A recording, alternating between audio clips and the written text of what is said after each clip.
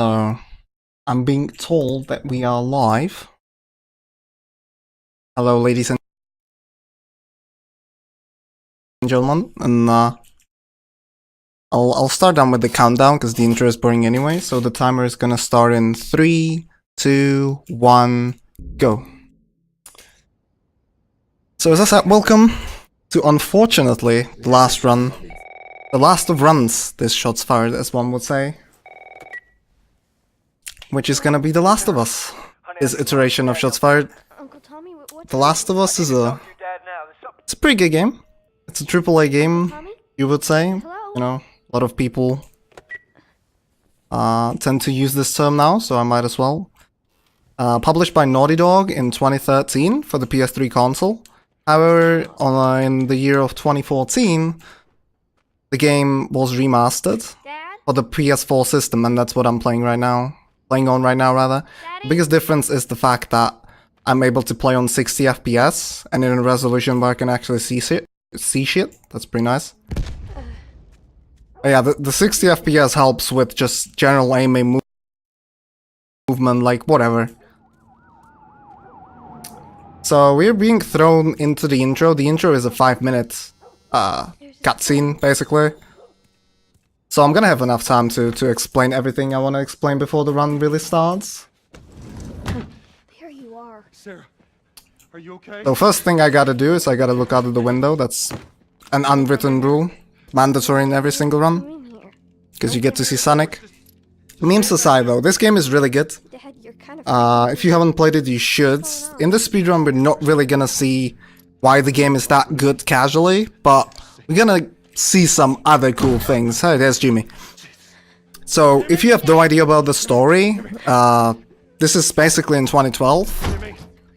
And we're gonna be witnessing the start of a zombie apocalypse. Bim, he's dead. And this is like kind of a flashback. We're gonna be getting into the year 2032. But this is how it all comes down to, or rather where it starts, where it originates, I should say. So we're being introduced to two characters here, Sarah and Joel. Joel is the main character of the game. He's a carpenter from Texas. This is Tommy. Not the little girl, the guy is Tommy. He's his brother. Also a pretty important character. And this is Sarah, which is Joel's daughter. And currently we get to play as her. You gonna tell me what happened? Later. Hey, Sarah. How you holding up, honey? I'm fine. The run itself Radio? consists of several, I say several, but a lot of little things mostly. Like the game, the world record is 233 something, like a high 233 right now, 233, which is a pretty long run, I'd say. But it's really freaking optimized. There's so many sections where you cannot really lose time, like cutscenes, like walking simulator sections, you know, stuff like that. So failing a simple trick can just cost you the chance of getting a world record. Anyway, back to the story. So the zombie infection here is kind of a different than any other. It's caused by a fungus. Apparently, there's like basis of that fungus is in the real life, where there's a fungus that parasites on insects and kind of takes over their neural system and can control them, sort of. And in this game, Neil Druckmann, the director of the game, basically applied that to humans. No, of course not. How do you know? He's just assuming their sickness. That's wrong. Yeah, I've seen this a lot. Like, I have several hundreds of attempts on this freaking game. So I've spent probably over 10 hours watching just this cutscene in raw time. Keep driving. This is pretty funny, how he's like delayed. Nice reflexes, bro. See what I see. Someone else will come along. I should also quickly talk about the category that we're playing. So I'm playing NG Plus any percent. If you don't know what NG Plus is, it stands for New Game Plus, which means I'm gonna have all the upgrades that are available to get in the game right from the start. I'll talk about those upgrades in a bit and what exactly they are. A very smart guy ahead of us. Like, he's probably the second smartest guy in this intro. And any percent, well, you should know that by now, because this goddamn marathon has been going for 7 days. So if you haven't been watching it, well, then you missed out on a lot of good stuff. Any percent stands for just finishing the game as fast as possible. You know, any means necessary. Everything is allowed when it comes to skips, glitches. We don't limit ourselves at all. So I'm gonna be using a couple of sequence breaks. I'm gonna be using a couple of other glitches that are gonna help me finish the game as quick as possible. And hats off to the smartest guy of the intro to my right here. Yep. I can't see them, they can't see me. This is the fastest category of the game. I should also point out that I'm playing on the easiest difficulty. The reason for that is because it's the fastest. I get the most ammo drops, the highest percentages of them when I kill an enemy. So in this category, I don't have to worry about ammo as much. The entire premise is just trying to blast through every single area as fast as possible.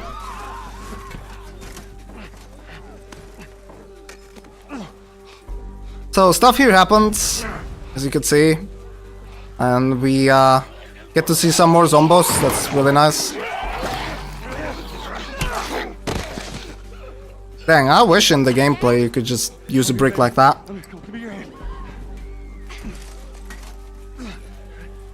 What is it? I see some of my boys in the chat. What's up? And to you others that don't know me, thank you for tuning in. So the intro finally starts, and I'm gonna attempt to get boosted by Tommy a couple of times. Now, the NPC location or position here and their patterns are absolutely random every single time, so as you can see I'm already getting blocked, but that might not be a problem. The reason I'm gonna try to get boosted by Tommy is because as long as you are ahead of Tommy, the game's gonna keep on giving him speed, right? So he like gets in front of you. What the hell is he doing? Jesus Christ. Fucking fantastic. And there's a place where Tommy is supposed to deliver one of his lines. Let me get it. Nope. Well, that was really bad RNG, but nothing I can do really. So as you can see, he's pretty slow now. If I got boosted, he'd be running really fast. And he needs to get there and deliver his line. So then he opens up this gate. So obviously the sooner he gets there, the better. The difference between worst and best intro is like 6 seconds, so it's not that big of a deal. Now here I'm gonna attempt to do the same thing, except there are no NPCs in the way, so if I screw it up, it's all on me. Gonna go out of my way to again make him run faster, and then I'm gonna get in front of him, like so. Come up is the trickiest part, and I already had a weird setup there. That's fine, not that big of a deal. That was reset worthy intro though, which is, considering we just watched the 5-minute cutscene, pretty sad. Oh yeah, that was a Wilhelm scream. So right here at the end of the intro, there's gonna be a CGI cutscene which I'm gonna skip. Fortunately, every single CGI cutscene can be skipped in this game. So we're not gonna get that much of the story, but don't worry, I'll try to, you know, give some bits of it at least to you. And then I'm gonna wait a little bit and then restart checkpoint. Now, let me do that real quick. I'm gonna skip this movie, wait, and then restart encounter. The reason for that is that in most cases, there are some exceptions, but in most cases, look at this bird by the way. 10 out of 10. So in most cases, when there's a CGI cutscene followed by an in-game cutscene, if you restart encounter at the start of the in-game cutscene, you can skip it because the checkpoint is like placed after the cutscene itself, right? So I'm gonna be abusing that a lot. Apart from that, there's gonna be more restart checkpoints, as it's pretty much a trend in Naughty Dog games. Like it's in Jak 3 a lot, it's in every single Uncharted game. I'm gonna use them to achieve a couple of things, either to skip cutscenes like this, or I'm gonna try to, you know, it's gonna warp me forwards, or it's gonna warp the NPCs to more favorable positions. Stuff like that. So this is 20 years later, and Joel has become a smuggler. Stuff happens in the cutscene. And yeah, we get introduced to another character, which is Tess, and she's basically our compadre. And we're right now in Boston, and as you can see, this is kind of how it looks like. Military is being the governing force all around. I should also talk about the enemies right now. So first, that's gonna be the military, because obviously we don't like them. Because they don't like us, because we are a smuggler, we smuggle stuff inside of the quarantine zone, outside of it. Stuff like that. Then there's the goddamn fireflies. And they're basically sort of an anarchistic group that doesn't agree with the military, but they also have their own like labs, and they try to do research and try to figure out like how to stop this infection from spreading and stuff. So those are the two types of enemies we're gonna encounter. Patch yourself up, all right? Right here is where one of the first upgrades is gonna come in handy, and that's faster healing. So I'm forced to heal here, otherwise the game's not gonna progress, but because one of the upgrades that I can get is faster healing, I get to heal faster, and then I can just easily get in front of Tess here and not get blocked, because I walk slightly faster. On New Game, you have to try to get a launch that is really inconsistent to get in front of Tess and the guy that just joined us. No patrols. And then the third type of human enemies is gonna be the hunters. She's been asking around, trying to find. Now, the hunters are basically guys that are living outside of the QZs and are just living on their own, and they're not part of the Fireflies either. I got no idea where he's hiding. Good man. Hey, you stay out of trouble, all right? Military's gonna be out in force soon. Yeah, see you around. So, coming up is gonna be another checkpoint restart. This one is just gonna warp me forward, saves a couple of seconds. Not really that big of a deal, I don't like it. We better find him before. but it's absolutely free. I'm just gonna wait and walk on this darker tile, and then when my leg gets there, I'm just gonna restart encounter. Us. Oh, this is us. Shit's stirring up out there. How we looking over So here? the upgrades, there are upgrades, like two types of upgrades, right? That's what I like. That was just for fun, the chair, by the way. One of them, one type of the upgrades is Joel upgrades, and they include, as we already saw, faster healing. It also includes no weapon sway, so that makes aiming a little bit easier. Then there's 2 extra bars of health. You normally have 5, now I have 7. That's actually really important for certain strats, where I go below 2 bars. Oh, God, this place reeks. I need to watch what I throw away down. Then there's listening mode distance. Listening mode is absolutely useless, we will not use it at all. Gonna try to get between Tess and the wall and try to not get stuck. That worked out well. Gonna get the ammo here. Or rather the gear. Okay, then the next upgrade is crafting speed. We are able to craft certain supplies in this game. Again, a really important part of the game and of the speedrun as well. I have to reload the gun, otherwise the game again wouldn't progress. And there's one more upgrade that I'm forgetting, I think. Am I? I don't know. I don't think so. All right, I said healing. boost me up. I said extra HP, weapon sway, crafting. Yes, ma'am. I don't know. We can check later. I'm not sure now. So I want to stand in like specific spots here for these prompts. Come on. So Joel is not like scripted it put into the correct position. So I'm saving like half a second on basically every prompt like this. There's gonna be exceptions for certain prompts like this one. I can just smash triangle as soon as possible, because there's like no slowdown. The second type of upgrades, my mind is going like from one side to another right now. I don't know why. Actually, let me explain this first. So I'm gonna crouch here, uncrouch, vault, crouch again, and then I'm gonna jog. So the reason for this is that in certain parts of the game, you already saw that before, you are forced to walk, but in certain walk sections you are able to crouch, and crouch walking is faster than walking. And then the reason I uncrouch for the vault is to get a faster animation. Right, so the second type of upgrades are the weapon upgrades, and I basically have every single weapon upgraded to the fullest, and that includes like damage for certain weapons, clip capacity, reload speed, press recoil, Must be thinking of someone else. fire rates, stuff like that. That was bad. Menuing, that's okay though. Now just to give you like an example of the little things that make this game like, When I'm dropping from these stairs, I'm gonna let go of sprint, and that saves like a second because I get a lighter animation. Once we get our merchandise back, it should be easy to unload. Hold up. So I was talking about the crouch again. This is where it takes place. Because you get slowed down while putting on the mask. Place was clear last time. Coming out of something. And last but not least, what NG Plus gives me are the manual pages. And manual pages are pages that increase the effectiveness of your supplies. So, for example, if I have a meds kit, then thanks to the 2 manual pages that I already have from New Game Plus, it's gonna heal me for a greater amount of HP. Watch it. So there's this guy. Yeah, I kinda need the ammo, so no.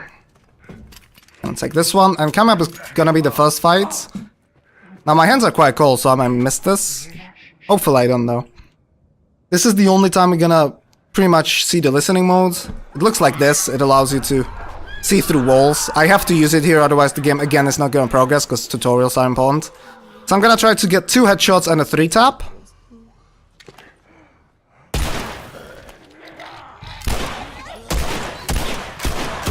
Well, that was not how it was planned, but you know, it will do. That's all of them. So these classic zombies that we are seeing, they're called runners in this game.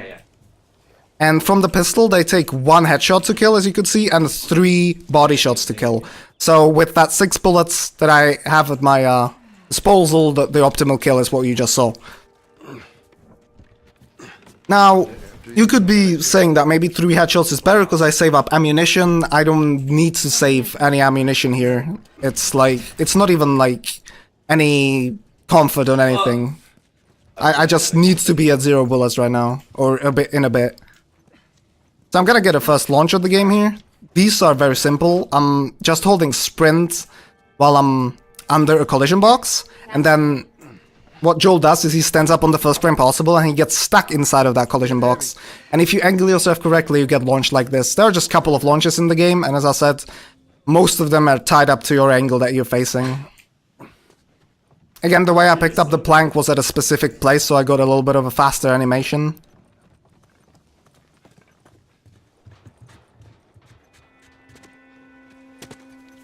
This is just a little bit of movement, nothing too important. We are, by the way, trying to get this guy a robber, if you saw the subtitles, if you've not paid any attention to them. The subtitles are not on just to, you know, show you the story a bit, but I actually use the subtitles for certain setups. This was decent door RNG. NPCs in this game, when it comes to opening doors, are just super random. So this was the mediocre speed.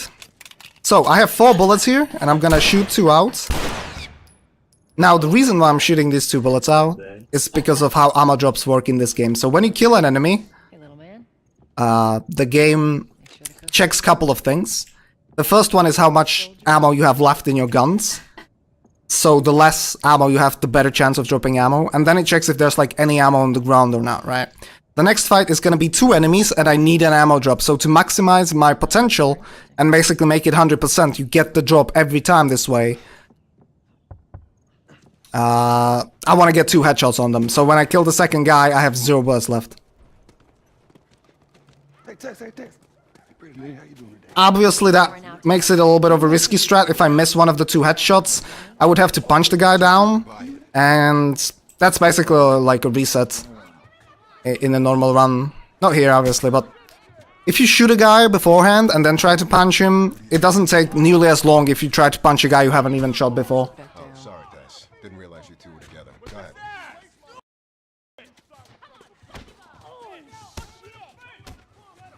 Who's that? An old headache. Don't So this cutscene can actually be skipped if you manage to match, like this next cutscene, if you manage to match Tess's path completely, 100%. It's only ever been done like 3 or 4 times. I was one of the guys that did it, the first one on video. Half hour ago. But it's like, there's like no setup for this. You cannot get it. It's insane, but it would save like 15 to 20 seconds. There's one more thing like that in the run, which I will point out later.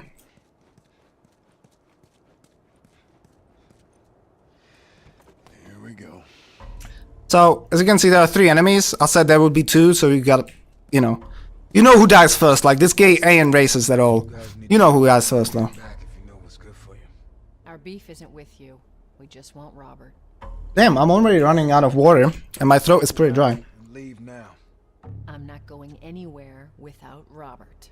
Bitch. Whoa, watch the language, dude. Unless you turn Anyway, around and get your dumb ass out of these first two fights are actually pretty simple. I might miss this though, here. Take cover. because it just sometimes happens. I shouldn't though. It's like basically pre-aiming. Cover you. So I'm gonna get the angle on them, as Tess suggests, and then pre-aim the correct spots. One. That wasn't optimal. That was like really slow, but at least I didn't miss. If you take too long shooting, the other guy's gonna shoot you and stun you, and that's a time loss.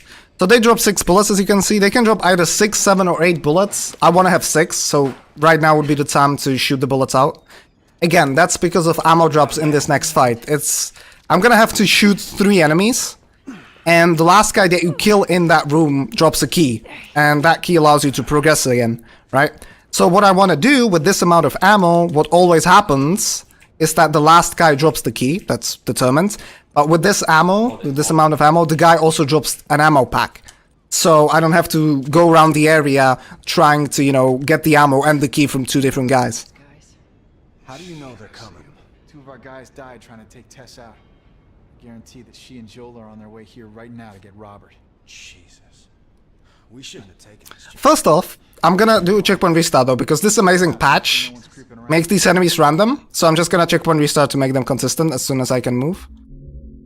I'm gonna talk about patches in a bit.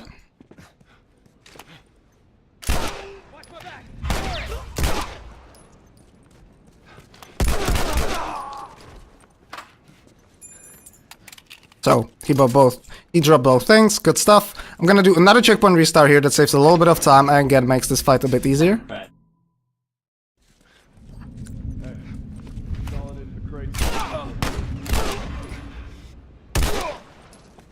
So that guy dropped ammo, I'm not gonna be picking up, and I hope I can get 2 headshots here. I only need 1 bullet coming out of this.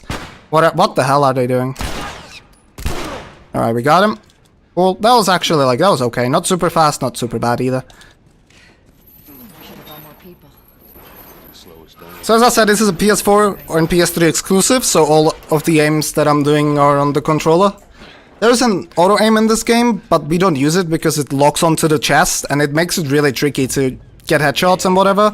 And it's just like, if you actually took the aim out of the game, there'd be like nothing to excel at. I'm not saying that I excel at aiming, I'm just saying it's like one of the things that, you know, increase the skill ceiling, at least a little bit. Right, so that was the guy Robert that we are trying to get because he like stole our guns and shit. Gonna charge point this guy. And then, before they realize what's going on, I'm just gonna run through the area. I'm gonna do a preemptive throw here. Never mind. Can you stop shooting me, sir? That was really bad on the RNG, but that's okay.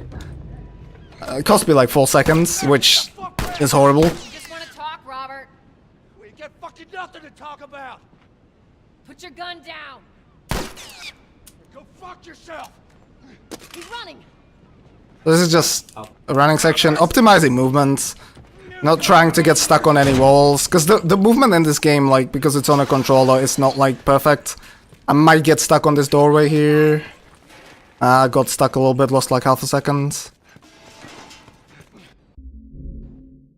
Alright, skip this bloody cutscene. So, in this cutscene, what happens is, Robert doesn't have the guns, and Tess kills him because she's a savage.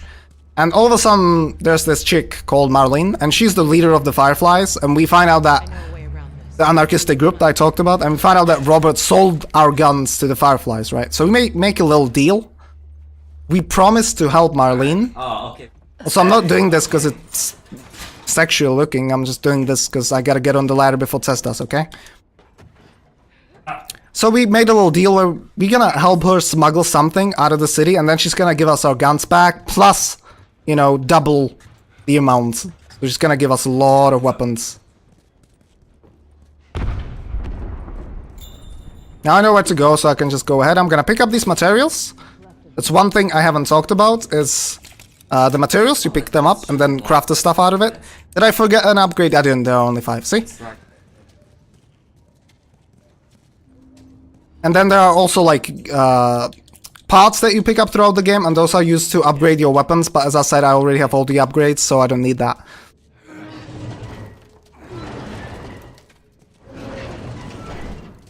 So right here, I'm gonna try to wrap around her. That sounds really weird as well, but yeah, it's a bit precise, but not that precise. There's like 2 seconds. So I can get to this cutscene sooner. Hold up. Soldiers. That's the way out. The door into the bridge. I ain't a big fan of these odds. We can sneak So we can apparently sneak past these enemies. And she says it's not our style. I'm like, bitch, haven't you seen the beginning of the run? I've been sneaking you all the way through. So I'm just gonna show you how to sneak through areas, alright? We need to get to that door. So, first I'm gonna let go of a sprint on these stairs to let the enemies progress a little bit. Then I'm gonna make sure to wall this all the way right side so the guy on the left doesn't see me. Then I'm gonna charge punch this guy so he gets stunned. Pick up this bottle from a mile away. Hide behind this box because I don't want to get shot. Asshole. I'm gonna throw the bottle at him. And that's how you sneak through areas in Last of Us.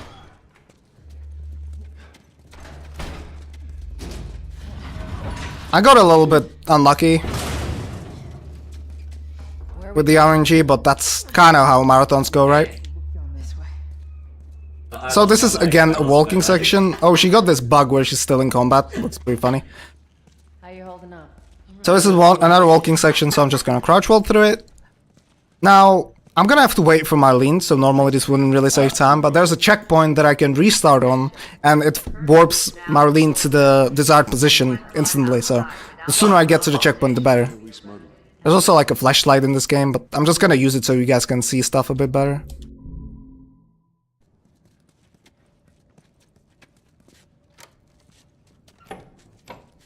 Right, so we get in this room, there's another CGI cutscene, I'm just gonna skip it. And all of a sudden, boom, there's Ellie. I hope to see some Ellies in the chat right now.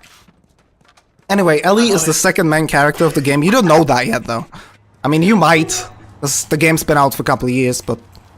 Down here. Yeah, Ellie is the little thing, quote-unquote, that you're supposed to smuggle out of the city into the, what the hell is the Capitol building? That's what it's called. So, what Tess does is she goes with Marlene to check if they really have our guns, and we're gonna have to get to this apartment up here and wait for Tess. How are we supposed to reach that? Just give me a minute.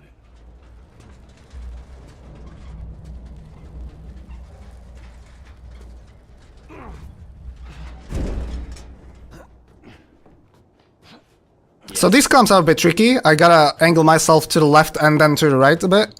Otherwise, he's like sometimes just not gonna climb. And more crouch walking. Before. No, that's a first. Also, Ellie is 14 here, but in the second game she's gonna be 19, so it's gonna be pretty waifu material, by the way. Friend, I guess. Second game coming out pretty late. Neil Druckmann, pretty late. 2019 probably. 12? So yeah, if Neil Druckmann fucks it up like he did with Uncharted 4, I'll probably just murder him. So where are you? With dirty socks. This is gonna be the end of the quarantine, so probably the hardest chapter of the game. In terms of skip the movie, and yeah, now that here is Tess, she's back, they got the guns, we accepted the deal. I'm gonna get in this corner and get into my backpack. Now, you lose collision, partially when you're in your backpack, so I'm using this just for consistent position, so she like starts to push the wardrobe as soon as possible. And I'm gonna try to do a little clip here, which I haven't gotten in ages. It saves a second, but I can like clip into that hole a little bit sooner. Nah, I didn't get it. It just doesn't work anymore.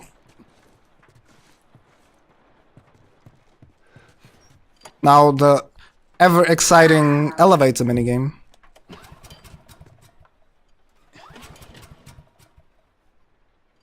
There we go.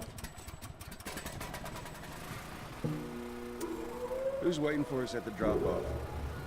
She said there's some fireflies that traveled all the way from another. Anime is pretty real. You're almost being poured. So if you look at the logo on Ellie's t-shirt, Some big wig. it's the same logo that's in Uncharted, in the remastered version of Uncharted 1 on the PS4, How long is this all? on the jet skis, in certain chapters. So right here I'm gonna try to do a little cool glitch. Can I please get it? Yes! 3 seconds save, boys! So So what I did is I panned my camera all the way to the top, so I want it to be at the highest point possible when I get on the ladder, and then I can get this prompt to open it without even climbing the ladder. As I said, it saves like 3 seconds, but in a game like this, it's quite a big of a difference maker. Especially when, like, you know, you have your splits and then you split after a chapter, and in most chapters you lose like 2-3 seconds, you know? So another launch here. This one wasn't very good, but I was okay. I'm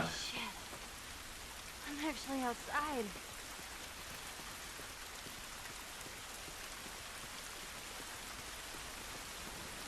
So this climb into the truck is also a little bit specific. I tried to go like at an angle to the left and then climb up to the right, so as soon as I climb up I can actually move immediately, otherwise I'm gonna be standing for like a second because great programming.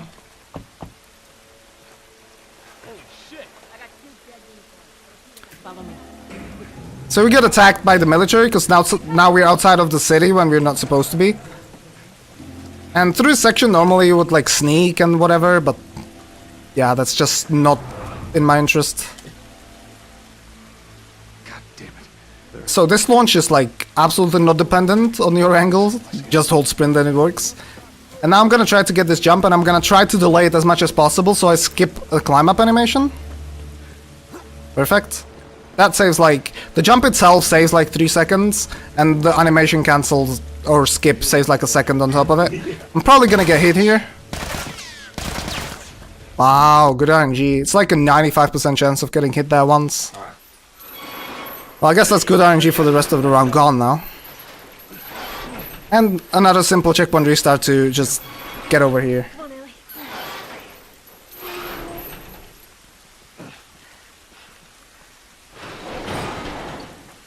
So this is like, we still haven't really explored everything in the game, which is, for example, the throwable objects. As you can see, like these realistically glowing bricks on the ground. The game tries to teach you how to use them, how to utilize them here, but I just take one because I need it later on and just run through. About the NPCs I could give 2 fucks, really. Okay, good entrance to the pipe. I always try to like get into sprint and then crouch right before the pipe starts. So that way I can keep a little bit of my momentum into that crouch. As you could see here, like my head clipped through the wall. That's because your hitbox gets shrunk immediately, but that you don't lose the speed immediately. I don't think they see us. So again, I'm forced to walk, so I'm just gonna crouch walk here. And now I can sprint after the dialogue is finished. This is the only place where languages make a difference, and English is the fastest. Where it depends on the speed of the dialogue. I try to drop on the very right side, so I again keep a little bit of my momentum into the water. It saves like a second and a half.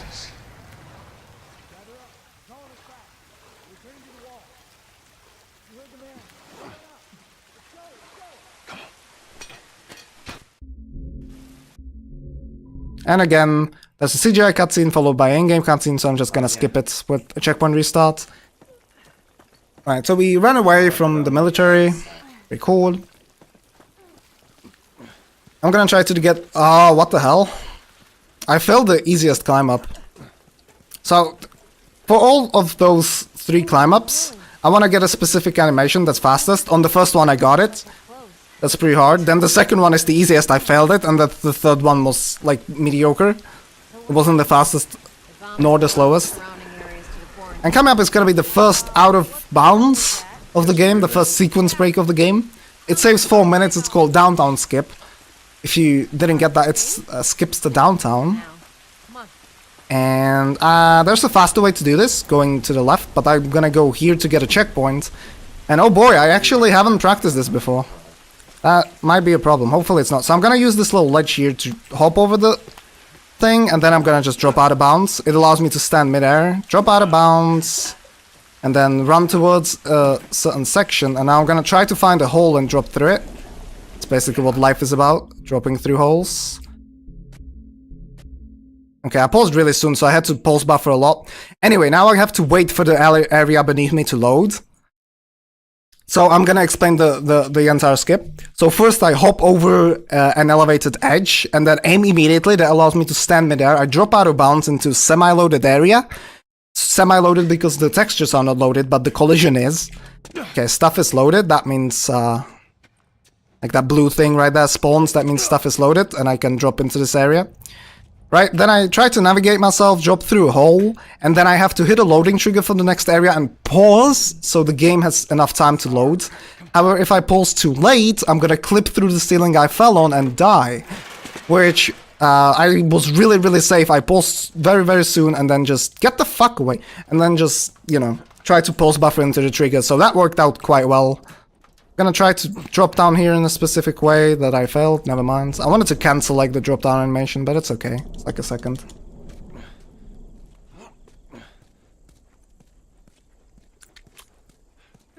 Right, so that saved 4 minutes, pretty good stuff. Yeah, I'm gonna attempt this strat here. I'm gonna shoot the car, which is gonna lure out the... Well, I was about to say hollows, goddammit, but the runners from this building, and it gives me enough time to just push this garbage container rather. It's a really cool strat. This is like why I need the 1 bullet after the Slums 3 fight. Alright, awesome. And like, they attack the NPCs because you lure them out from one side. I need to shoot the car from a specific position, so it lures them out that way, and then they attack the NPCs, so I have enough time to push it.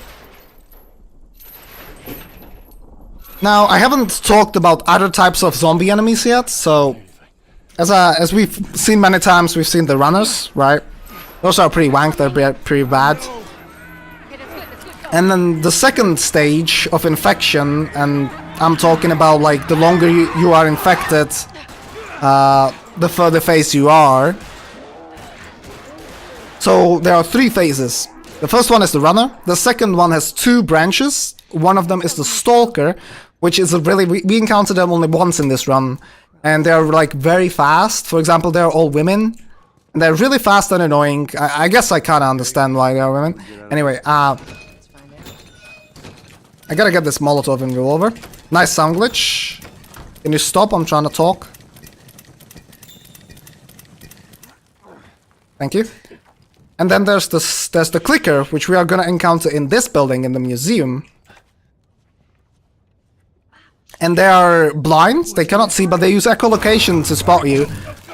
And they are very powerful, they take a lot of bullets to kill, and they are like pretty much the strongest enemies, apart from bloaters, which is phase 3. And phase 3 bloaters are your classic, just tanky characters, chunky creatures that take a lot of bullets to kill, and killing them with a pistol is basically a no-no. So the sound glitch, why that happens, is when you are too fast for the game, it doesn't have enough time to load, the sound glitch happens until the game, like, keeps up with your speed. That's why, when you play casually, you're probably not gonna encounter such sound glitch. While speedrunning, it's very common, though. So I stunned one of the clickers with the brick. If they're out of combat, you can stun them with the brick. I ran past him, then I punched this guy so he doesn't grab me, he can get grabbed. That's really annoying, loses like 5 seconds. This guy can drop ammo. Oh, he didn't, that's fine. Gonna punch this guy for safety. Normally in the run I wouldn't punch him. Okay, RNG good? Good RNG, okay, fantastic. So, the RNG in this room, sometimes if I don't punch that guy, Tess won't free Ellie up, and then the run is dead. So, for marathon safety, I just punched him, and then the RNG is whether anyone gets in my way or not, which they didn't, so I could just take the second window, which is easily like the fastest exit point. You just vault twice really fast. I put that plank down at a specific location as well, so he doesn't move into a different scripted position. Skip another cutscene by checkpoint restarting, and then get around these lovely ladies. So we got through the museum, we're about to approach the Capitol building, that's nice. Again, trying to climb up at a specific angle. This time it's to make the climbing animation faster. I was pretty lucky there, I got both of them as fast as possible. Just so it's out there, I can't swim. Look, it looks like it's shallow on the right side. Follow me. I'm glad I've been talking a lot, What do you mean? to be honest. It just shows you how many things there are to this game. Yeah, sure. That's why, like, if you want to learn this game, don't hesitate to, like, hit me up or hit up anyone else that runs it. There's not that many people, by the way. Like, I'm willing to help you with any part of the run if you have any trouble. There's a lot of things that are very subtle, so... I'm telling you though, don't run this game. And if so, then just for fun, but trying to get good times is freaking annoying. Anyway, this is the Capitol building, stuff happens here, there are no fireflies to pick up Ellie. We find out Tess is bitten, so she just sacrifices herself to stop the military. And yeah, then I'm gonna do this little jump, and I'm gonna forget this rifle, not really. I run past it, so I skip a cutscene that way. Then I use a Molotov right here. Thanks to the manual pages I have, the radius on the Molotov is absolutely massive, so it burns all 3 military men right there. And then I got good RNG by the guy not dropping. Can I... Okay, I picked it up, never mind. I'm gonna pick up those mats, pick up these healing items, shoot this guy, and now another RNG section where I hope to just not get shot. Ah, he grabbed me, really? I knew he was thinking about it. Yeah, let's shoot that guy. That was very unfortunate, it's like 6 seconds lost. I got shot once out here, that's alright. Every time I get shot and stunned, I wanna crouch, which not only cancels the stun, but it also makes the next couple of shots whiff, and then I just start sprinting again. Ah, that was not the best Capitol building I've seen in my life.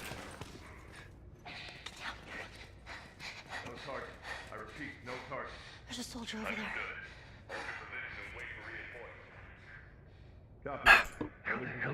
Alright, so we actually found out that Ellie is infected, but she's not turning into a zombie. So that's why she's like a really important character, right? And what makes her that much interesting. So now we are running away from the military, and I'm gonna abuse the weapon switch softlock here. So right now we can see that I'm sprinting because I'm in combat. You can only sprint in combat, right? And here I would lose the combat status, so I would lose sprint. What I can do is I can switch the weapons like this in a certain rhythm. Now rhythm isn't really that important, but there needs to be like a proper setup. And if I get that set up, I softlock my character completely. I can even let go of the movement stick. He just keeps on running in the straight line. And I can keep my sprint speed even in areas that I'm not supposed to have it, right? As I said, you completely softlock yourself, so you cannot turn. You can just run straight. So it's not as useful as you might think, but there are a couple of cool places where you can actually abuse it.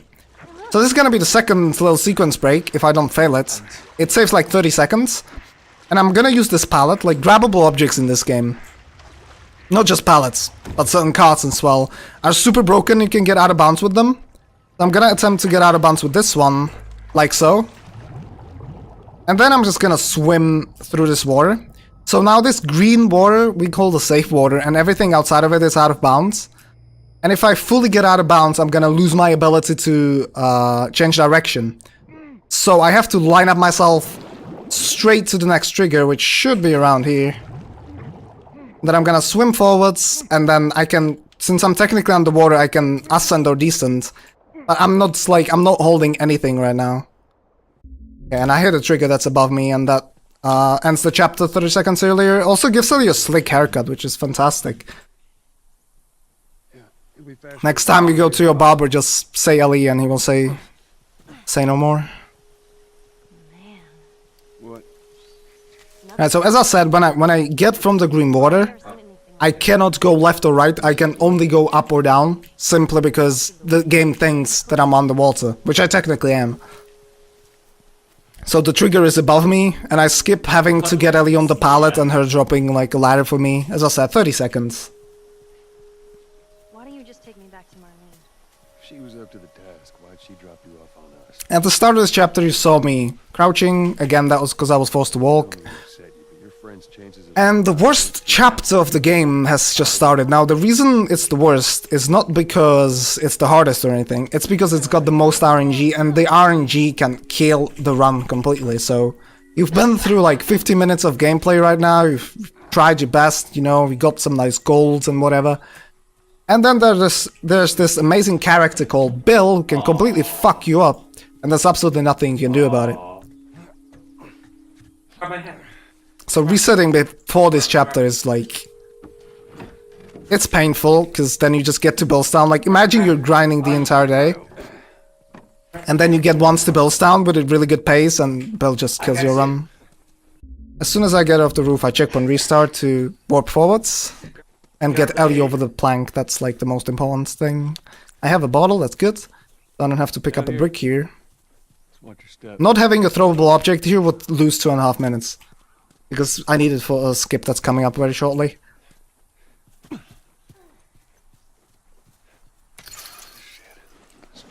So, I have to wait for Ellie here. So, I picked up a shiv and crafted one.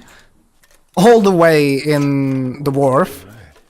And I can open these shiv doors.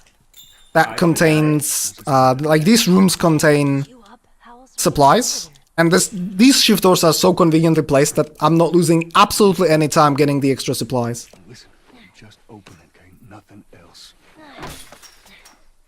Sure thing. So just boost Ellie over, and while I'm waiting for her to open the doors, I'm gonna go ahead and pick up the supply star right here. I also pick up several items at once just by holding triangle. Okay, I'm gonna shoot my pistol to get into combat, because the enemies would not be alerted otherwise. And again, I'm gonna set up this weapon switch to keep my sprint, because I would lose the combat status here. Well, then we go find Tommy. More important. And then do it again. I failed it though, because I got slowed down. That's okay. The game slows me down here because of the bomb, and I can bypass that completely if I use the weapon switching. Bills, traps. But I failed. It's okay though, there's like a second and a half. Paranoid, maybe? That's putting it lightly. So we gotta get Bill. If you haven't just listened, we gotta get Bill to get a car, because we gotta find Tommy, because Tommy used to be a Firefly, and he's gonna know what to do with Ellie, and where to take them. So this is another really cool glitch, where I get this prompt as I'm falling down the truck. It softlocks me, and then the game's engine automatically teleports me to the other side. Now you might be wondering, Cara, why on earth are you doing this when you could just walk over it? That's because it forces Ellie to take a different path, and I don't have to wait for her. It's all clear. Come on up.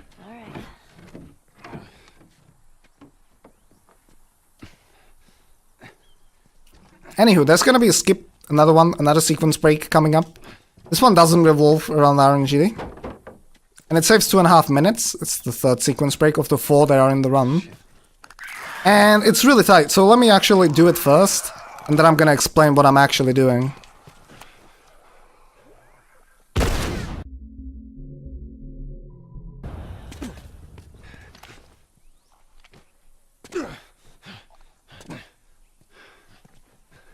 Oh, shit. These things are kind of awesome. That's one way to do it. So if everything done correctly, these doors shouldn't be here now. Let's stay close. Never mind, I have no idea what went wrong there. Last shots fired, the same thing happened. I don't know what I screwed up this time. So what was supposed to happen is I was switching to 30 FPS to make triggers load slower. And then I would be able to get into this room before the doors load. And I would be able to skip this entire section, which is like, as I said, 2.5 minutes. Okay. So I'm just gonna be hanging here for 2.5 minutes almost and shooting zombies. It's absolutely boring, and I really don't understand why that didn't work. But it's super tight on timing, like you fuck up your line or something, and you don't get the skip. So yeah.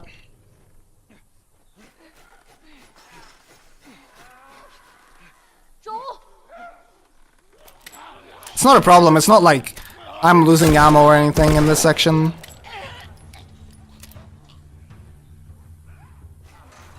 The reason this would also work, and the reason I'm playing on this goddamn 1.09 patch, is this skip, because on the 1.00 it's nearly impossible to get it. 1.00 though is a little bit better, because it allows you in certain places to sprint longer.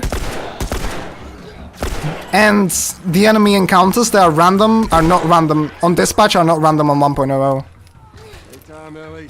Hold on. Man, I should have done this before this run. Just to practice it a bit more. You all right? Yeah. Come on, you can do it. Here, catch. Thanks. Good throw. I just gotta be shooting the infected. Hurry, hurry! Nice headshot.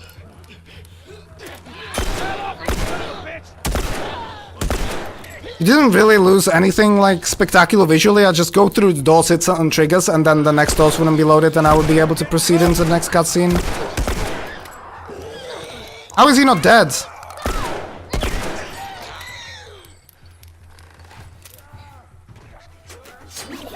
Thank you. Alright, that was pretty fast actually.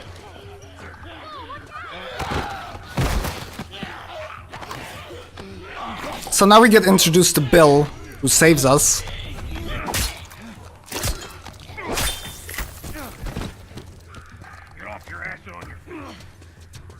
He looks pretty cool here, but he's an asshole and he's gay as well. Not even kidding. Right, so none of this would happen, and if I did everything correctly, these doors wouldn't be here either.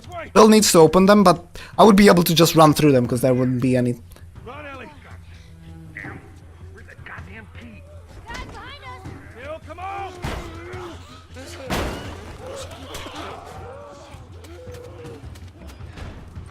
Hello. Bill, they're coming through the door! Right, and this is the cutscene where I wouldn't end up, and I would continue here. So yeah, we lost some minutes, but that's okay. The estimate is quite generous. So, what am I doing? From here, I'm gonna pick up some stuff We're good. because I need it. I'm gonna craft 2 Molotovs as well. Like every time I craft, I'm gonna be crafting in a place where I'm waiting for someone or something. Don't leave the door open. We got it. We have to cross to the other building. Yeah, I don't wanna like. Move it.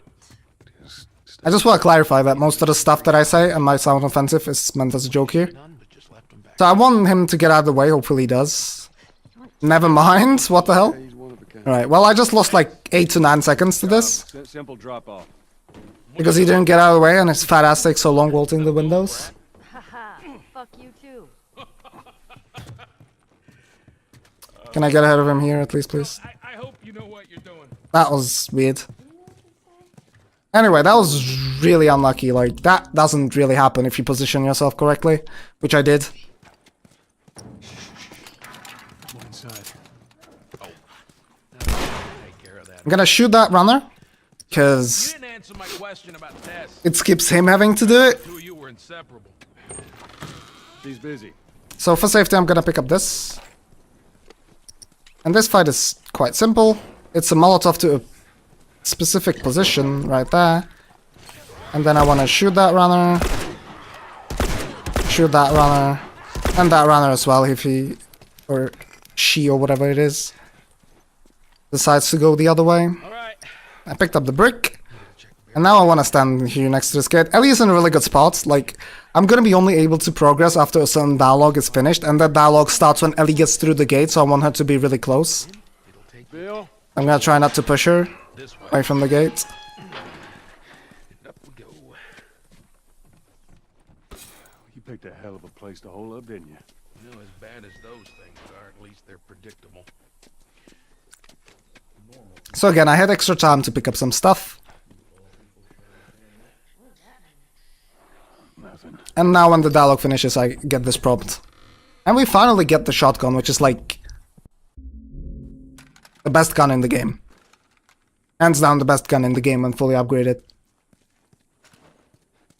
All right, before we go any further, I got something I gotta show you. So I want to go along this table, so I trigger his monologue about the nail bomb. Toy from the toy box. I'm gonna steal all his stuff. This is a nail bomb.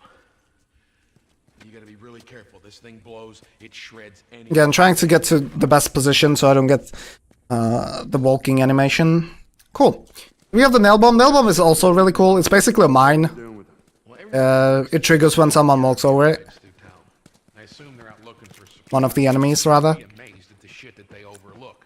I'm gonna reload my stuff. Everything's reloaded. Cool. A few months back, And coming up is gonna be the graveyard, which has a really cool glitch. all over the truck. It plows right in the side of the Before that, though, I'm gonna. Also, I don't pick up the bow in this run. I don't need it. Put it in another car. bingo. So I'm gonna attempt to, again, get rid of my collision by aiming in the middle of the window here.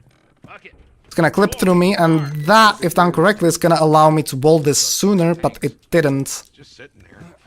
It's quite precise. It saves like 4 seconds, but yeah, didn't get to vault it earlier.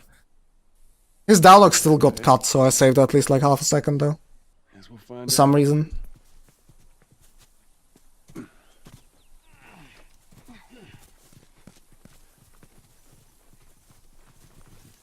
Yeah, bow is upgraded, but I don't need it.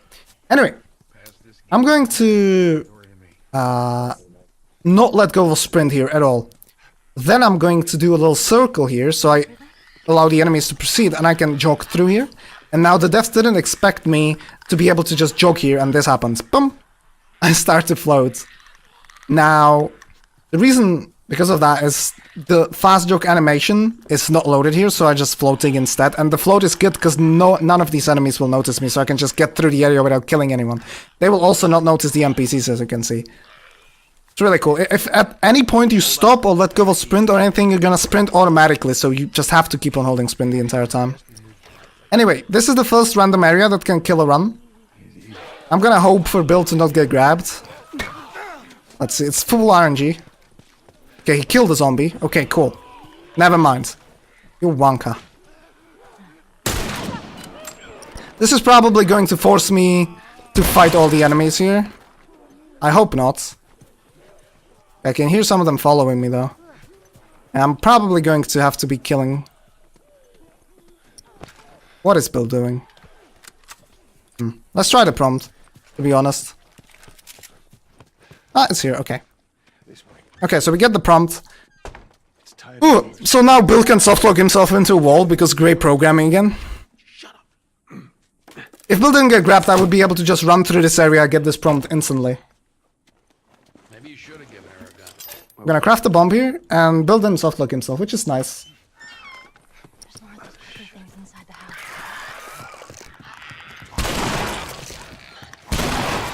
I'm gonna kill these two clickers because they're in the way. Another sound glitch.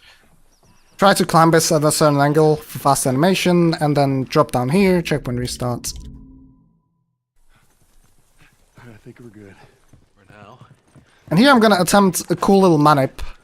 I'm gonna get in that doorway that triggers Bill's monologue and enemies to spawn. I go back here, that doorway deloads the enemies. And now if done correctly, this trigger is for some reason screwed up and it takes the enemies a lot longer to load than it would normally. And if I can trigger this monologue, and then I can open the gate, and I despawn and spawn the enemies again, they're not gonna spawn like halfway through the area. As you can see, there's no one here. Which is pretty calm. So there are many strategies. Again, this is another place where Bill can cost you a lot of time. I'm gonna do a very simple one where I put the bomb down here, and then just kill enemies in this front area, and then go back and kill the remaining enemies.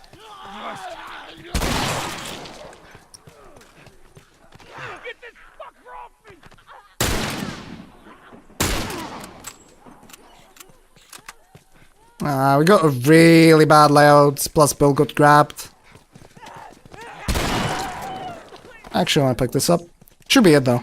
Yeah, okay. They must be holed up The spawns in this area are also really weird. Like, if you kill people before you get past one of the buses, extra enemies will spawn. It's really, really weird. Oh, am I dropping? Okay, okay. This is my okay. God damn it, I apologize for that. I have no idea why this is happening right now.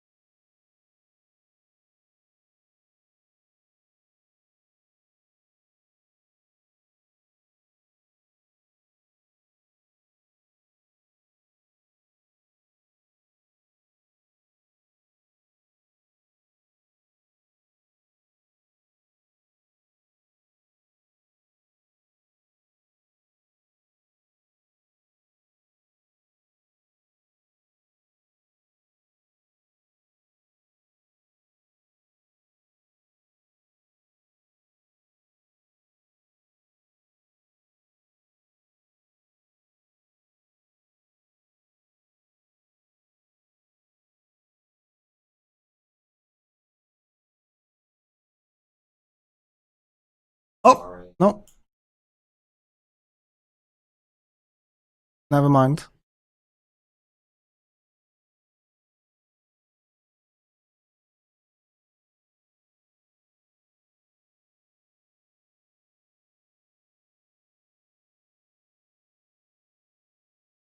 Now don't worry about the timer, guys.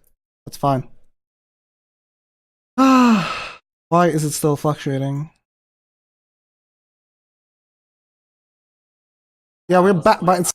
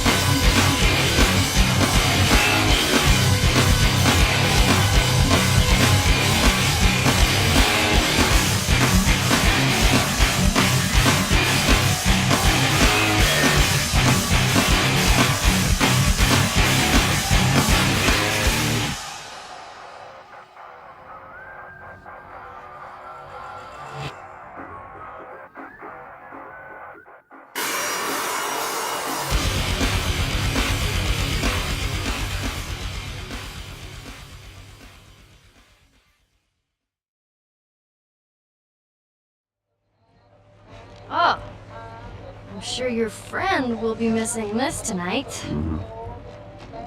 light on the reading, but it's got some interesting photos. Ellie, that ain't for kids. Whoa! How the hell would he even walk around with that thing? Get rid of that. Well, hold your horses. I want to see what all the fuss is about. Oh, why are these all stuck together? I'm just fucking with you. Bye-bye, dude.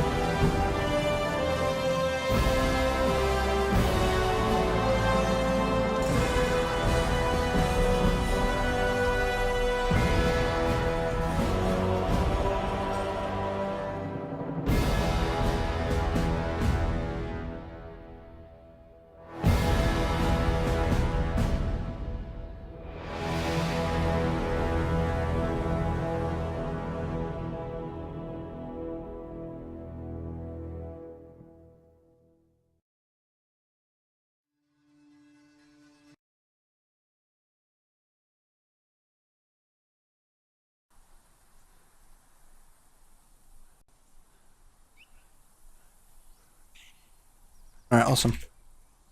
Tell me when I'm live.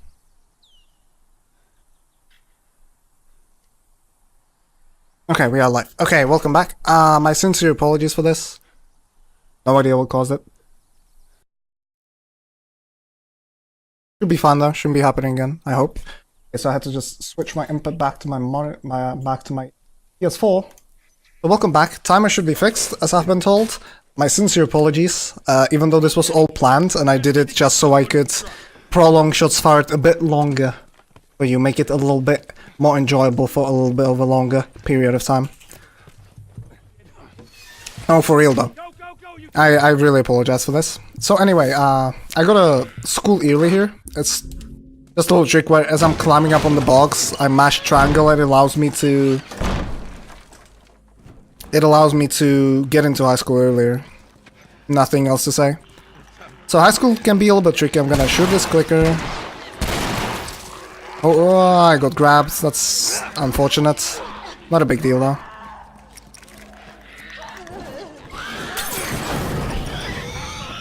Throw a Molotov to boom these. I'm just gonna kill everyone that's in my way. We gotta get into the first bloater encounter. We gotta clear these guys first. Did I get a checkpoint? I think I got a checkpoint. I got a very rare glitch where these doors bug out. Let me open this. All right, ready? Nice panda. So as I said before, Bloater is this big tanky dude that I should be absolutely wrecking with the revolver, of all things. Because his big weak point, there are some like weak points on his body and whatever, but those are really inconsistent. So his biggest weak point are his legs, so I'm just gonna take the revolver and 1, 2, 3, 4, 5, and he's dead. Shoot these guys, and then as soon as I see there, I can check one restart to skip a dialogue. Let's go, people. All right. Go. All right, come on. Let's see if they dropped anything. They didn't, but he did, so that's fine. Now I'm waiting for more enemies to spawn, so I'm just gonna pick up this stuff. And kill him, and again, another checkpoint restart to skip a dialogue. Pull me up.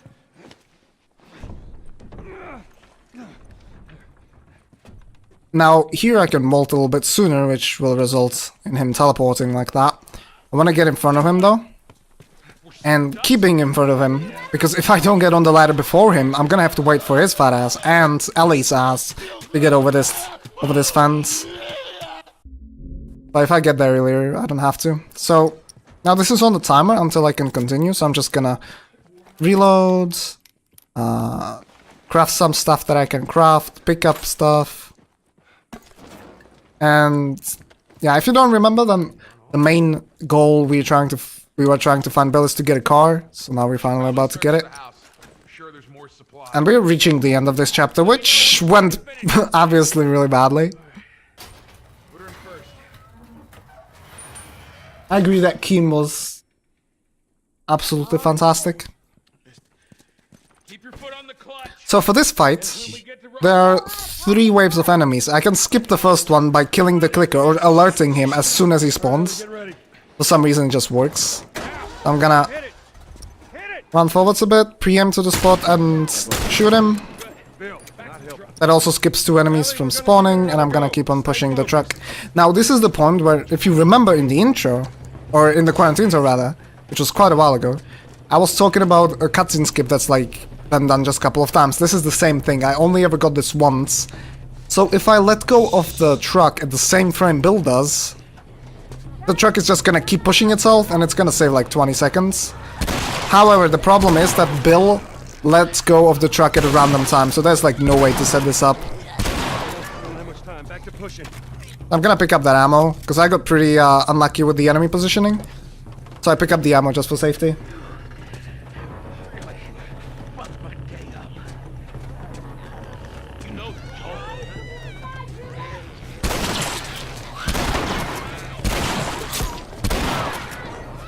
Hello?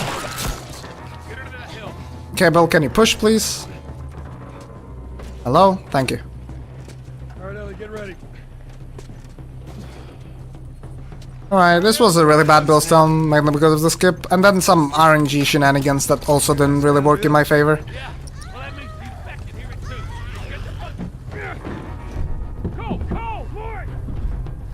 Yeah, this is like the RNG-wise is the worst chapter of the game.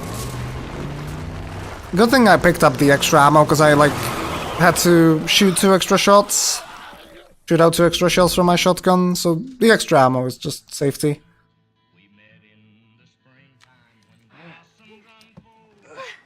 I'm okay. So we get the car, and we try to go to Jackson City, because that's where Tommy is. But we get ambushed in Pittsburgh by the hunters that I talked about previously. And they basically just try to, you know, ambush people and kill them, get their supplies or whatever.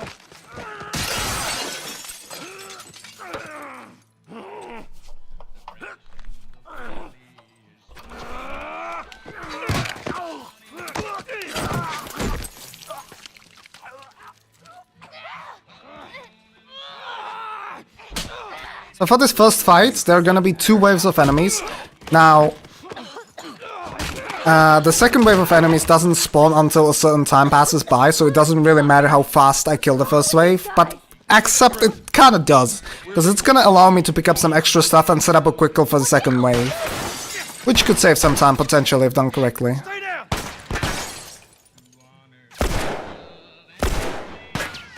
I'm gonna get some headshots. Revolver is very good for long range, it's really So me saying we're not gonna use the listening mode, I was lying a bit because I had to see where he was. That was really quick, so now I can pick up stuff here. Down the corner. And then set up a quick kill right here. I'm gonna try to kill them through the bus. It's 1. It's 2. That's 3. Alright, so I just saved 3 seconds because it gets you out of combat sooner. Now the reason I want to get out of combat is because I need to checkpoint restart, which skips another dialogue. And yeah, that was pretty nice, that was pretty nice. I also pick up the bottle before I get the checkpoint, so I keep it. Alright, go. See if you can get it propped open with something. There's some pretty gnarly stuff in here. Ellie! So now our goal is to just get out of Pittsburgh because it's dangerous, because this part is filled with hunters, so we don't want to die here, right? You might have also noticed I got a melee weapon on my back. If everything goes well, if RNG is good, if ammo conservation is good, then I shouldn't be using a melee weapon at all the entire run. There's some stuff there, I don't want to pick it up though. There's a smoke bomb, which if I pick it up, it triggers a cutscene, so I don't want to do that. I'm just gonna skip the smoke bomb. And rather, I'm gonna pick up the smoke bomb that's here. Take the smoke bomb, and then as soon as I get the prompt here, I just checkpoint restart to skip another little cutscene. Alright. Here's the bridge. That's our way out of here. At least it's not Chicago. But Pittsburgh lost to the Blackhawks yesterday night. That was quite nice. I enjoyed that. Let me go first. Keep your voice down. Anyway, I'm gonna get these explosives because they're right on my path. And there's gonna be a couple of enemies spawning. Now, again, there will be 2 waves, but if you kill the first wave of enemies really quickly, the second wave doesn't spawn. I cannot sprint up until this point. And I'm gonna shoot the first guy with a rifle. And then these 2 guys with a shotgun. Nice iframes. Strange seeing a checkpoint with no soldiers. So the iframes in this game work sometimes kind of weird, where as soon as the NPCs spawn, they don't have iframes, and then like half a second after they get some invincibility frames. And then they lose them again. It's really weird, and I unfortunately shot him right when the iframes kicked in. So through this area normally, this is a pretty long and hard fight, but you can actually just skip it completely, you don't have to kill anyone.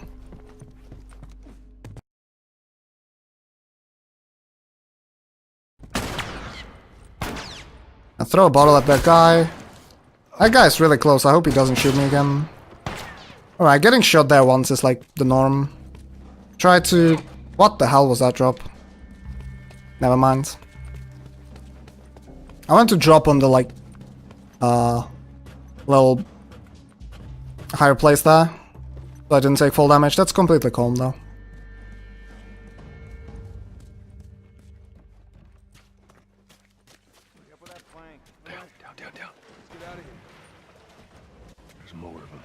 Hell Forces, Commander Keen, absolutely agreed. The OTO as well, the Tube Trilogy as well, obviously El Matador. Now, so right now we're gonna do a glitch, again with the pallets, and we're gonna do the last sequence break in the game. Now this sequence break is massive, it saves 8 minutes, it's the biggest skip of the game, it's the hardest skip of the game, and it's the last skip of the game, like the last sequence break. Oh, I hope I get it at least, when I didn't get the Bill's Trap skip, which I didn't get at Shots Fired either. Like the last Shots Fired. Which I was quite surprised to get accepted, because when I only learned this game for Shots Fired last marathon. And I hadn't even done a run by that point when I submitted the game.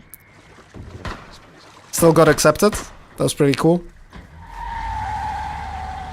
I got out of bounds, and now again, I'm gonna try to hit a specific trigger that's pretty damn far. So, since when as a reminder, if I get out of this green border, I cannot change my direction anymore. I have to set it up really precisely, because the trigger is pretty far away.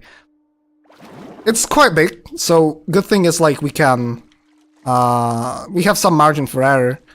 I'm gonna make sure the setup is correct. Normally in a run I would try to whiff it faster.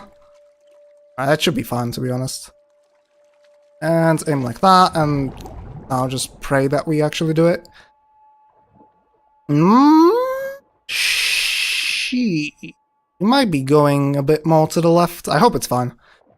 Anyway, so I'm just gonna swim forwards like this, and then I'm gonna use the oxygen bar on the bottom right as an indicator when to start ascending. That's the only thing I can do. Ascend or descent, and then the trigger is above us. So.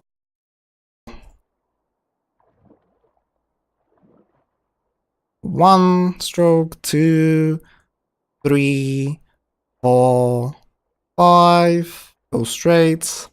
Some quick maths. Okay, got the T-pose. Now, hopefully... Okay, direction is perfect, because the trigger is right on the grass, and I'm facing the grass. Amazing. Still not one, though. Like, the game can crash. It's happened a couple of times. So, still not a victory. I'm waiting for the area to fully load, go downwards, hit this bloody trigger, restart encounter. Got the hardest skip in the game. And, well, I was technically lying, because this is the last sequence break, where I deload this area. Almost got to shoot her. Ellie dies and it warps me forwards for some reason. So that saves like 3 seconds, but most importantly saves ammo, so yeah. That was the last sequence break, unfortunately. Starlight. That comic I've been reading? The hero says after a big battle.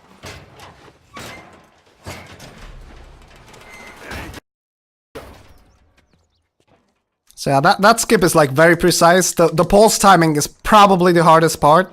When I got the T-pose, I need to pulse exactly when I get the T-pose. If I pulse later, the camera is gonna flip away, and with my camera I can deload the area. And that would be really bad. And if I pulse too soon, I don't get the T-pose, the camera might flip away as well, so... The pulse is like very, very important, so I'm just glad that I actually like hit it correctly.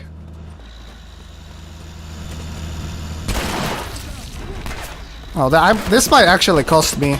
Hopefully they don't stun me here. Stop. Okay, cool. Because I wanted to pick up the shotgun ammo. Normally I would leave it there, because it's risky to pick it up.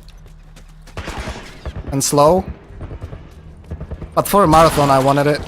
Okay, I'm gonna kill the guy that gets in my way, and then... This guy's gonna shoot once, and for the second shot I'm gonna crouch. So he doesn't stun me, otherwise that shot would have stunned me. If I'm crouched, it doesn't. So here a little tricky climb up. Go.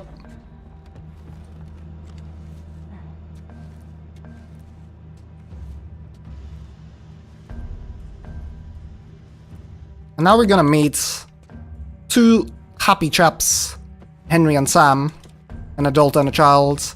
They're quite cool actually, I like them.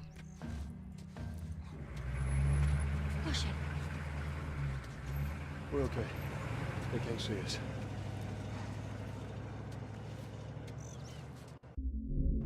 And they were 2 trapped in the city by the bandits. I'm gonna do a little strat here where I'm gonna throw a Molotov at the door. It's gonna open it, but the Molotov prevents him from going through it. So I can just get in front of him. I lost a lot of health. Like, if I get shot in the next area, I'm dead. Let's just pray I don't. All these. And yeah, he's like... I would have to walk slowly behind him if I didn't do that. And now he just warps to his desired position. Get away from the windows.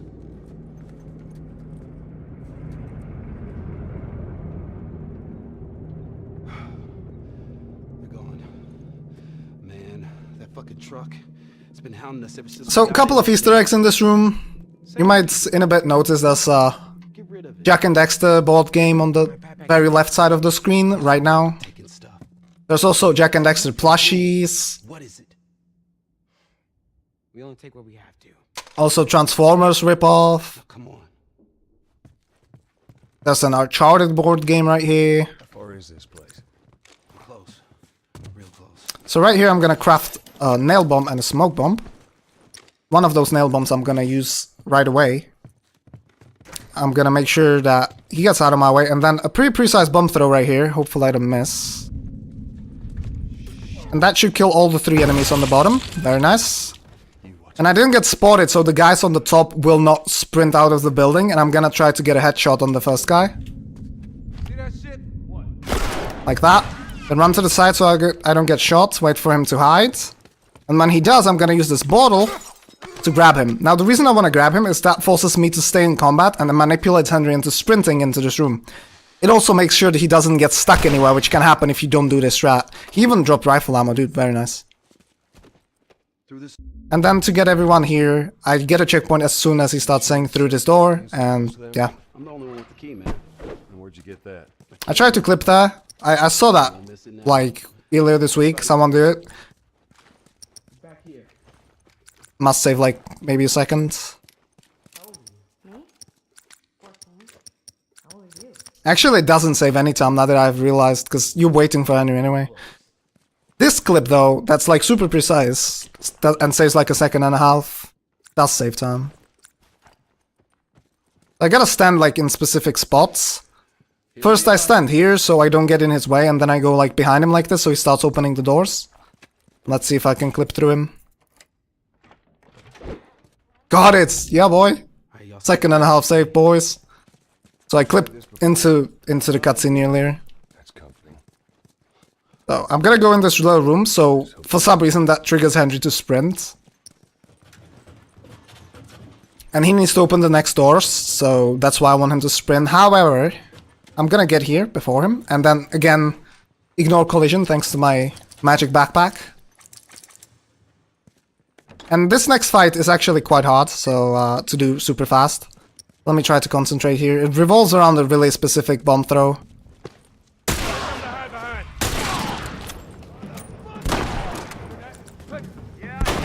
Oh, he shot me, really? Oh, that still killed him. Okay, that's really good. That should be it.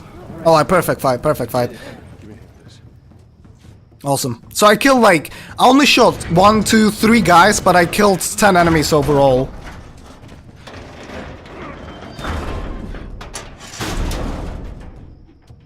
And we are doing really well ammo-wise, so that's amazing. Gonna shoot the guy, and Henry is just gonna say that he got him, even though he does absolutely nothing in the game. Alright, check it out. Except die. Spoilers. That allows me to get this prompt earlier. Now, a little interesting fact. The bar that we are about to enter is actually called Old Sullivan's, which is a direct, you know, link to Uncharted and Sully's character. Not only that, though, the bar is actually, like, the layout of the bar is absolutely the same, exactly the same as the bar at the start of Uncharted 3, if you've played the game. Okay, we gotta get him up. I'm sorry. We're leaving. What? What's this bullshit? Hey, now! What the fuck, Henry? Now we're gonna see some potato aim. Or just potato brain or whatever. This is like really weirdly programmed. Like, I'm gonna get this prompt, then they're gonna stop shooting. Look at me. And then when I get through, they start shooting again. Like, why though? Okay, gonna get these explosives. And now camera is glitched out. For some reason, it just always happens. Can you... Thank you. So I have to checkpoint restart to get rid of that glitch. And now a pretty precise Molotov to kill 4 people. Okay, it did. Awesome. Otherwise I wouldn't have this prompt. So that's really cool. If you miss it just by a little bit, one of the guys is not gonna die and then you have to kill him. And you're not exactly sure which one is alive and stuff like that. So that was really good. Okay, so since I got a lot of ammo, I'm gonna do a little trick here. That's gonna save me like 4 seconds. So there's a scripted event revolving around this tank, propane tank. I'm gonna shoot it beforehand. Like, normally the enemies would shoot it in a little cutscene. But since I shot the propane tank and there is no propane tank left, there is no cutscene because they don't have anything to shoot, and yeah, that saves like 4 seconds. Search this area. See what we come up with. That was intense. You cool? That was pretty intense, yeah. Yeah. Let's go find that radio tower. The reason I use the shotgun for that and not like a pistol or revolver is that I need to shoot it as fast as possible, so I don't want to be aiming for it. Because if you like shoot at it with a pistol, miss it, and try it again, you will most likely die from the truck behind you. So what happens there is that you jump into the river because there's no other way around that. Like the bridge is broken. Well, checkpoint restart to again warp me forwards. And you would drown, but Henry and Sam find you and help you. So in the end you actually join forces again, and you're trying to reach a certain radio tower where Henry is supposed to meet up with the rest of his group that also got crapped in Pittsburgh. Trapped in Pittsburgh. More crouch walking right now for the ones just joining us. If I'm forced to walk and I can crouch, it's faster to crouch walk.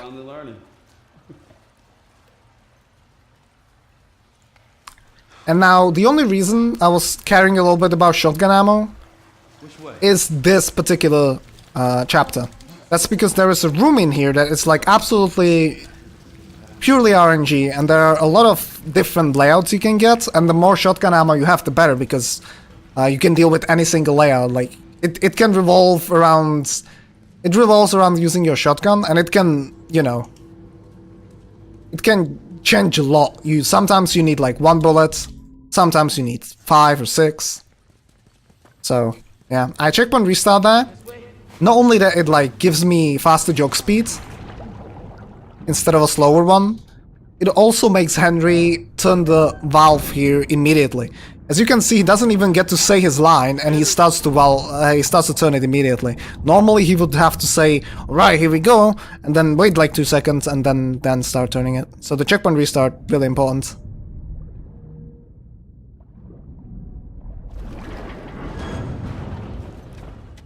I'm gonna have a look. You keep an eye out.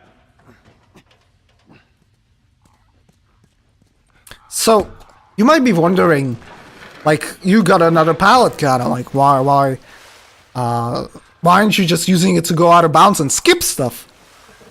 Well, I would love to do that, but the problem with this game is that, like, you can load areas from out of bounds, but 99.9% of the checkpoints will not load, so you cannot regain control or anything, you cannot progress with the game. The only skips I was able to do were downtown skip and Pittsburgh skip, and those checkpoints spawn because I'm hitting special loading triggers that also like load the enemies or whatever, and the checkpoint is timed within them, so as soon as you load the area the checkpoint is there, but it doesn't work with any other checkpoint in the game. I'm gonna skip a little cutscene again by just getting on the platform with them. Normally they would have to like pull you up from the water. I'll try to get around them carefully so I can exit the platform earlier. And I'm gonna run over this control panel to do it. You also saw me craft a Molotov, I'm gonna need it in a bit.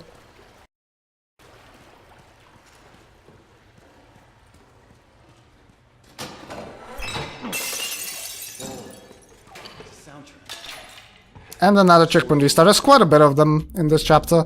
This one skips like a walking section, and even though the loading time is quite longer in this than your usual checkpoint restart, it's still worth it. And another one right here. So what I'm gonna do is I'm gonna shoot this guy. Now prep the Molotov that I have. Throw it at him. Crouch. Shoot the clicker. Now the reason I crouched before the Molotov exploded was so I didn't stagger. Normally if a Molotov explodes near you and you're standing, you get a stagger and you cannot move. Crouching prevents that. And the reason I want to use a Molotov there is not only because it kills them fast, but since they're burning, the game still like considers them alive, and I have sprint speed all the way to the next gate. So, this is awkward. And coming up is gonna be the room that I was talking about at the start of this chapter. This thing isn't budging, man. Just go, get out of here. Sam? But since I have like 8 shotgun shells or whatever, we are fine. You keep him safe, go! First off, though, as soon as I can move, I'm gonna check when we start again.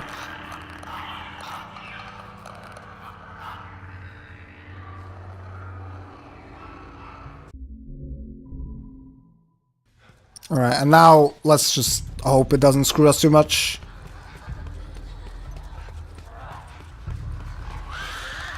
Yeah, ignore that guy. I maybe shouldn't have done that. I maybe should turn around and kill him. And now I hope I'm not being followed. I'm being followed. Never mind, she decided not to follow me. Okay, that was decent. If I hadn't have turned around here, that would have been really good. Because I cannot get this prompt until they get far away. Also, those were the stalkers. Like, the lady that ran away, that was the stalker. And we will never see them again.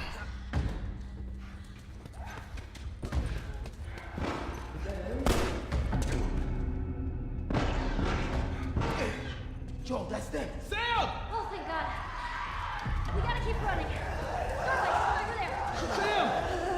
Run! So many of them. Ellie, get away from the door.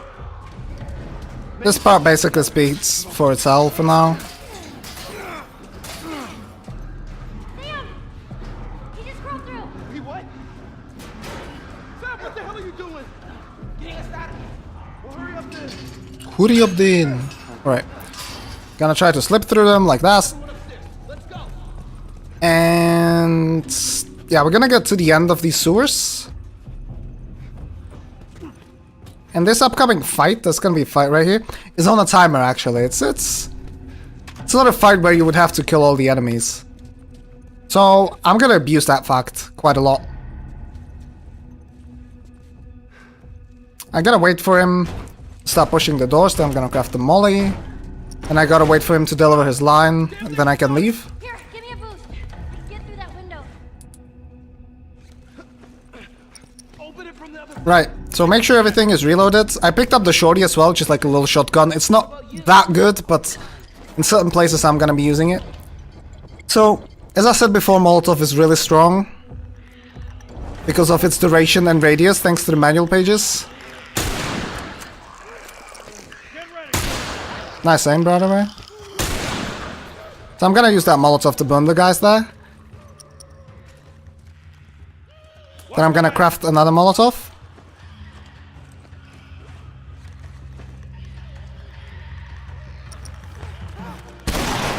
Right, and now I'm gonna use this table, which not every table works like this, but this one fortunately does.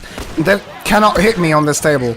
Like I should say they can't hit me, but they cannot grab me. So I just wait on this table. If anyone gets close enough to hit me, I kill them, because I want to keep as much HP as possible.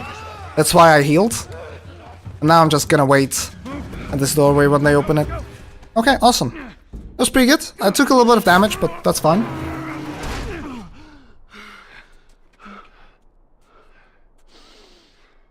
Clinker chat.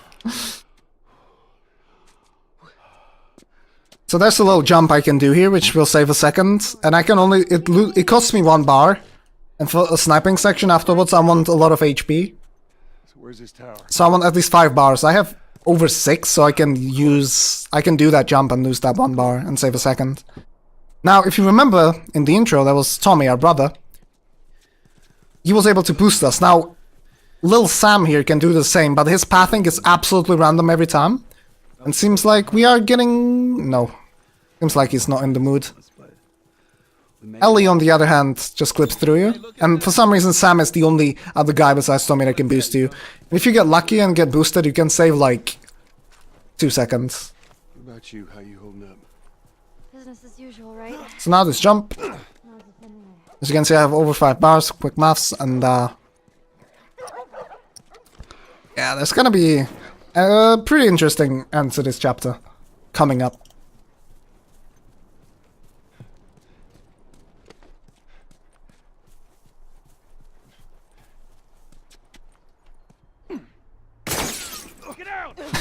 Now I absolutely love this cutscene, because just look at Ellie, Henry, and Sam in the next cut.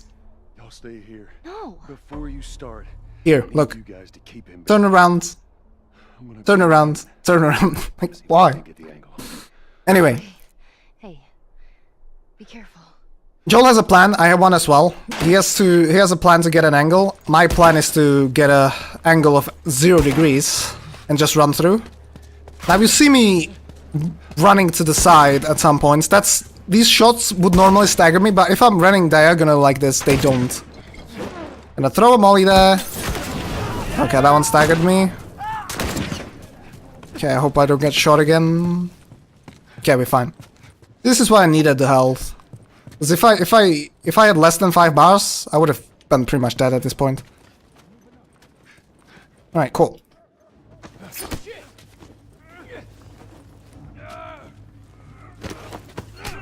Except for the red vignette around the screen, that's quite annoying, but oh, what can you do? Alrighty, so now the Call of Duty part of the run. The first part is not on a timer, so the faster I kill the enemies, the better. So I'm just gonna try to do my best with my sniping.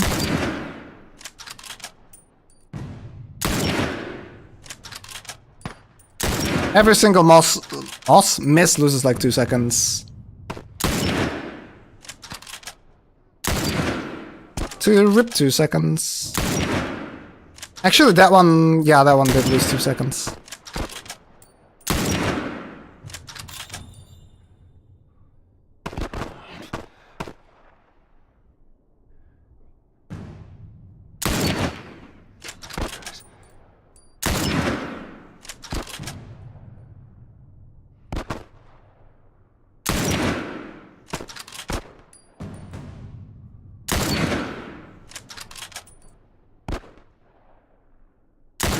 That should be it for the first part.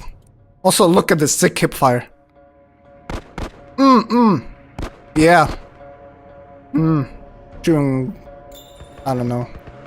Anyway, this second part is on a timer now, until the track gets to a certain place, and then the requirements to continue is to have all enemies dead, so I'm gonna try to do a little neat setup where I can kill the last guy as soon as the truck can proceed.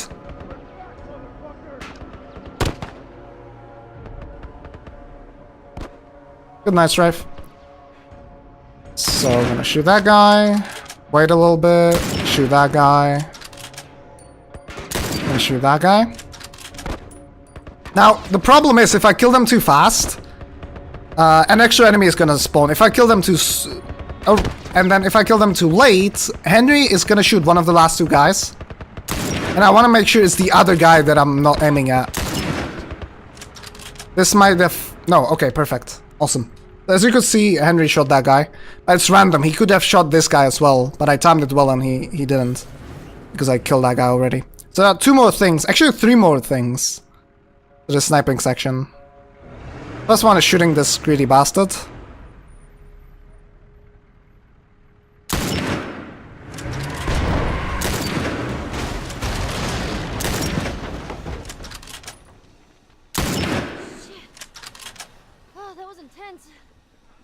You alright, Sam?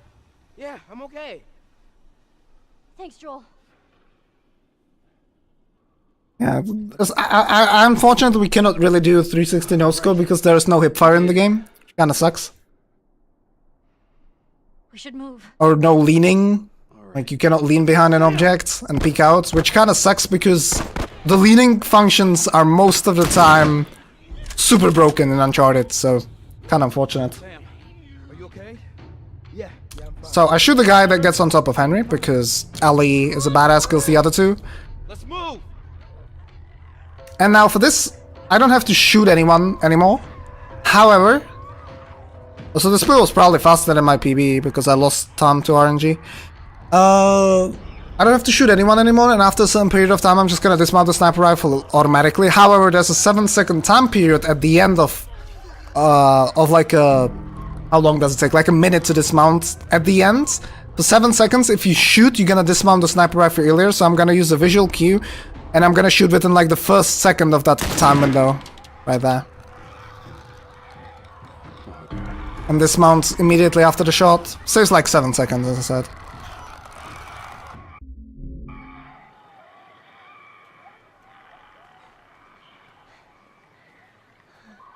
Jackson County. Means we're close to Jackson City, right? Should be more in a few months. So again, stuff happens in that cutscene, unfortunately, and Just ready to get because the game isn't racist, Henry and Sam died because Sam got bit at that sniping section. The good thing about Tommy's dam right now, because we are very close to our brother now, is that you get... Oh, I didn't let go sprint, my bad. You get 3 bullets for your rifle at the start of the chapter, and then there's a guaranteed drop. So you can finish the game with this, like, if you exit Suburbs, the last chapter, if you exit that chapter with 0 rifle ammo, you will get enough from the guaranteed drops. That's why, like, shotgun ammo is more important, because there's no guaranteed drops. For rifle, that's a whole lot of different story. I'm gonna weapon switch here to prevent the game from slowing me while running upwards. It saves like a second and a half. Just keep going. Now, a fun little fact about Ellie is that, like, this game was also almost pretty shit, because the earlier drafts were pretty bad, and Ellie was supposed to be this, like, easily bullied kid, very passive person, but only after, like, they auditioned Ashley Johnson, her voice actress, and mocap actors, they decided to rewrite the script. Because the way Ashley did was the lines and the mocap was just absolutely great. I know. Step on the fucking pallet. So they decided to turn her into this Ellie we all know and love. So once again, there would be a potential for a huge like 10-minute skip here, but nothing loads, so just gotta use the pallet casually. If only you could climb up like on these railings or vault over them, because I found a way to like clip up with the pallet, but you cannot get on the railings. It just sucks. Right, and I'm gonna try to set up weapon switching here again. I'm gonna equip my weapon preemptively so I don't have to do it afterwards. And then immediately as I get over this bridge, quote unquote, I'm gonna try to weapon switch to prevent the slowdown. It takes like 6 seconds. You can use it as a bridge. It's pretty hard though. That should work. Alright, cool. Teamwork. Got it. Nope. Really? Just gonna leave me hanging? Like, NPCs in this game don't understand speedrunning at all. Takes like 5 seconds, like what the fuck? I know, I am too. Let's get past this place, then we can scrounge up some food. Mini launch there. And pookie pookie. And all of a sudden there is a sound glitch first of all, and then there is Tommy and his waifu, Maria. I don't like her, and I'll tell you why in a bit. Been trying to bring the plant back to life. We had it working before, but one of the turbines went south. We have electricity, Joel. I had. We'll get her running again. No way. You guys have horses. We got a whole lot of them. So this game is not broken at all. You basically cannot get out of bounds anywhere without pallets, except what? Yeah, so we MGS now, I guess. Yeah, as cool as this is, it's unfortunately just as useless. But yeah, absolutely great QA testing. There. Hey, thanks, Tommy. No sweat. Alright, let's continue the tour. So now the reason I don't like Maria is because earlier in the run I said that NPCs opening doors is a pain because Tess can delay herself. So can Maria. It can cost you like 8 to 10 seconds if she decides to be a bitch. Now, the reason I believe is because Go home to your family. Maria's voice actress actually auditioned for the role of Ellie and was given this shitty role with 2 minutes of screen time, so I guess she said, I'm at least gonna be a bitch in the game. Except not this run. That was actually perfect. I take it back now. Alright, that was... She went for the doors immediately, which was awesome. Sometimes you can just stand there for 10 seconds and there's absolutely nothing you can do, like... It's my turn anyway. This is pretty nice. This play is already faster than my PvE again, Jesus. Come on, Ellie. Let's give the boys some space. I'm sending Tommy over. Stand by. This is And this part of the run is just waiting for Tommy really now for a bit. Story and whatever, but we don't really care about that now, do we? Like, story-wise, this is a really important chapter. And it really shows you how much the bond between Ellie and Joel has strengthened. That was a weird pronunciation. I'm not a native speaker, excuse me. And I'm good. yeah, it's just... Yeah, this chapter has probably the most emotional cutscene in the game. Later on at the ranch, we will not see, so we will not get it spoiled. As I said earlier, if you haven't played the game, play it. It's like... It's not a coincidence that it's pretty much in every top 5 games or top 10 games you have to play list that you will find out there.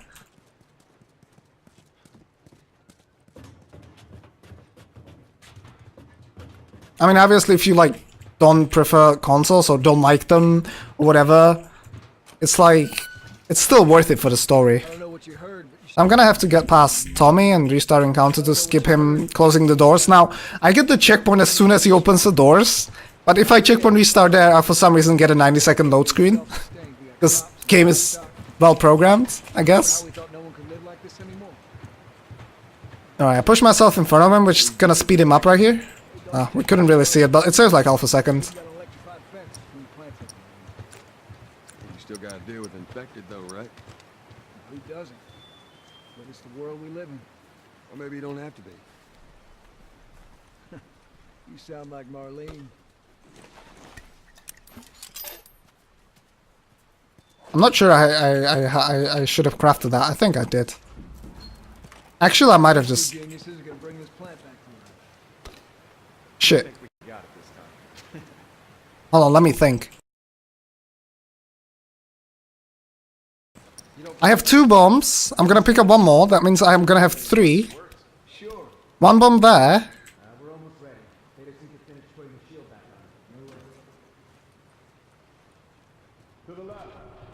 Now I'm just waiting, so I pick up the El Diablo and the supplies. I shouldn't have crafted the bomb. It's not that big of a deal. I haven't potentially lost any time, to be honest.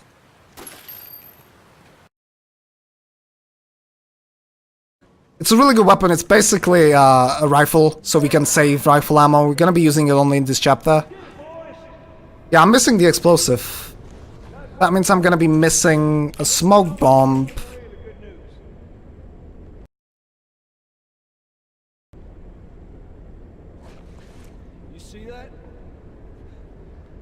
Pretty impressive. Looks like you're out 2 minutes. Yeah, it's fine. It's gonna just...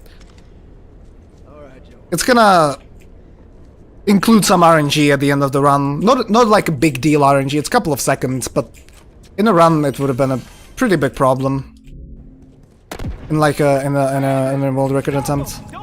So obviously, as soon as we get here, it gets attacked. Of course, I get shot because RNG. Catch this bottle. I'm gonna have to kill this guy, so the next couple of enemies are gonna spawn sooner. And I'm actually gonna kill all of them with a precisely timed Molotov. If I throw it too late or too soon, some iframe shenanigans are gonna happen, so they're not gonna die, but they did. That's awesome. Now we're gonna wait for Tommy the flash. Ding.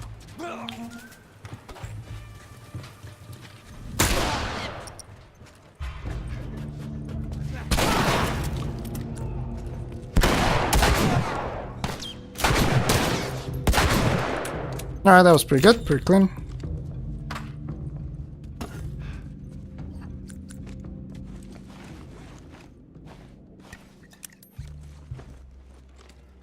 Yeah, I'm missing an explosive now for an extra smoke bomb. That's pretty calm though. So again, the trend of skipping in-game cutscenes with checkpoint restarts. This one is huge because not only it skips the cutscene, but it warps you forwards quite a lot. It saves like 40 seconds or something. Come on. She couldn't have gotten far. We'll find her, don't worry. Stubborn kid. she used to pull these stunts? Nothing like this. What's going on?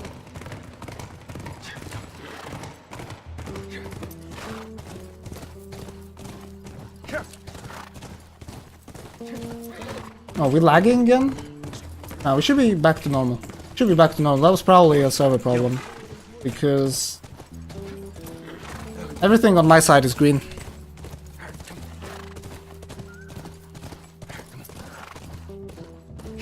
There. 4 tracks. Right, so Ellie overhears you, and you say some bad things to Tommy about her, really, and then decides to run away because she's a teenager.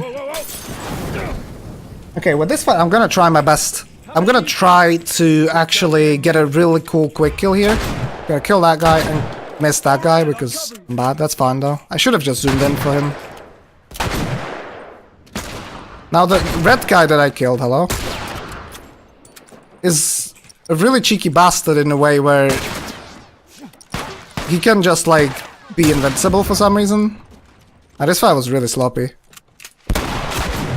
And the bomb throw is really important because it manipulates the last enemy to run towards me. So that was nice. That the manip at least worked. Then I'm gonna get into weapon switching, get shorty. It works as a backpack and it's gonna allow me to move in the cutscene because reasons. So I can get on the horse a bit quicker. Now don't get in my way, Tommy. Okay, we got in front of him, okay. It was a bit sloppy, but obviously depends on his pathing. But if he gets like in front of me, I cannot cut these corners as optimally. Also, amazing game. Keeping up with the load times. Too fast, man. Too fast. Check when we start to save like a second.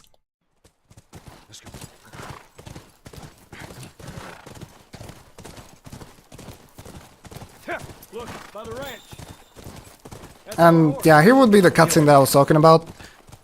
But instead, there's gonna be another interesting speedrunning point where there's gonna be two bunch of enemies, like two groups, and 2 are gonna be on the top and 3 on the bottom. Now, if the guys on the top see me, they're gonna alert the guys on the bottom, and they're gonna use a smoke bomb and then run around the house. To prevent that, I have to kill the guys on the top without getting spotted. The fastest way to do that is to kill them with a Molotov, which makes perfect sense. I'm gonna again crouch to prevent stagger, and then another Molotov, and it did. Pick up whatever they dropped. I already crafted that. Wait for the prompt.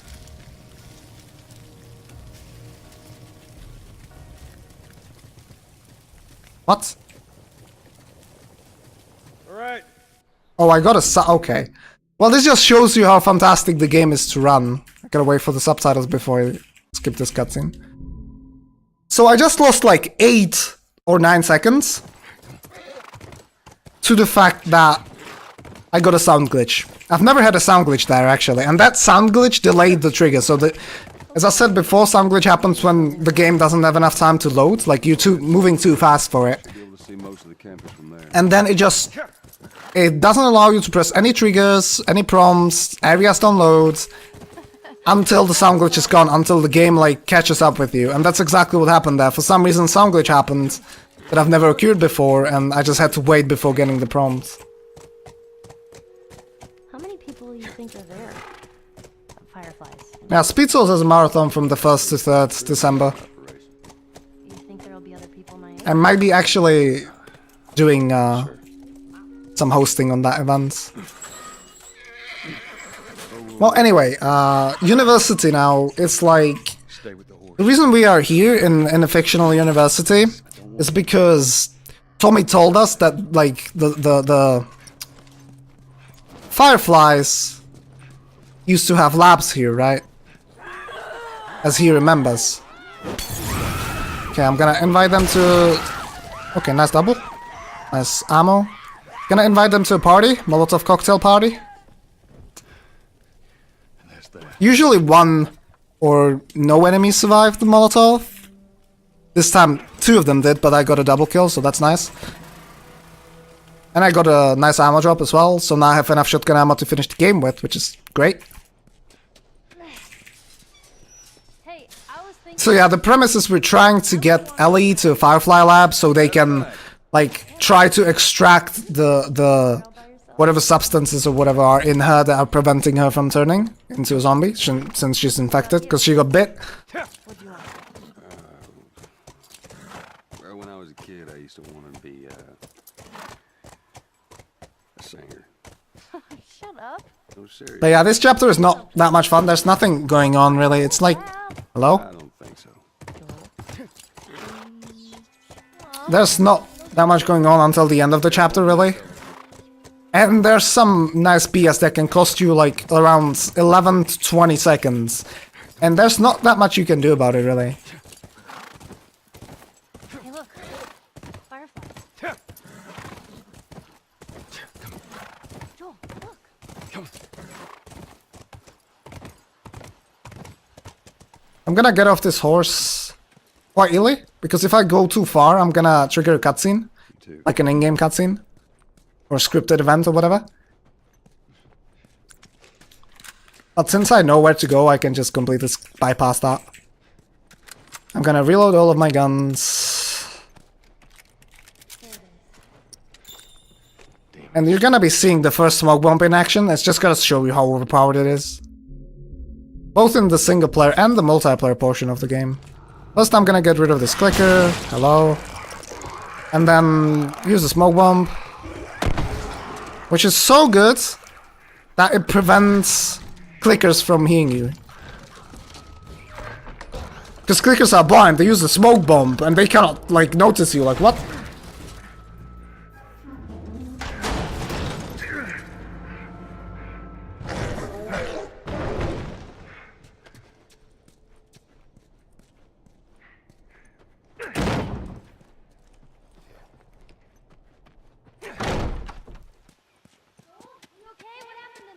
More infected. Well, anyway, there's a bunch of little things that I, like, I wonder whether they are even worth mentioning, but again, with this generator, what I want to do is, when I push it to the right position, instead of immediately pressing triangle, I'm gonna sprint a bit to the side, step to the side, because if I just press triangle, it's gonna put me there forcefully, and that's a bit slower, like half a second, so I go there manually.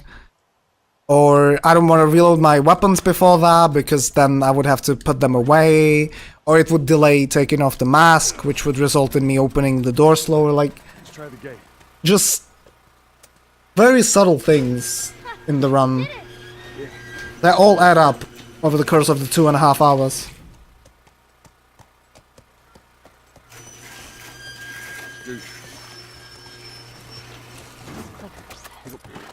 Think they were fireflies? Get him. No, I don't think so. Now, thinking back at the run, apart from my technical difficulties, which again, for those I sincerely apologize, but they were there to make the marathon a bit longer for you. And the missed Bill's trap skip, which I don't understand, it's been actually okay, there hasn't been that many fuck-ups. Pittsburgh was pretty clean, that was nice.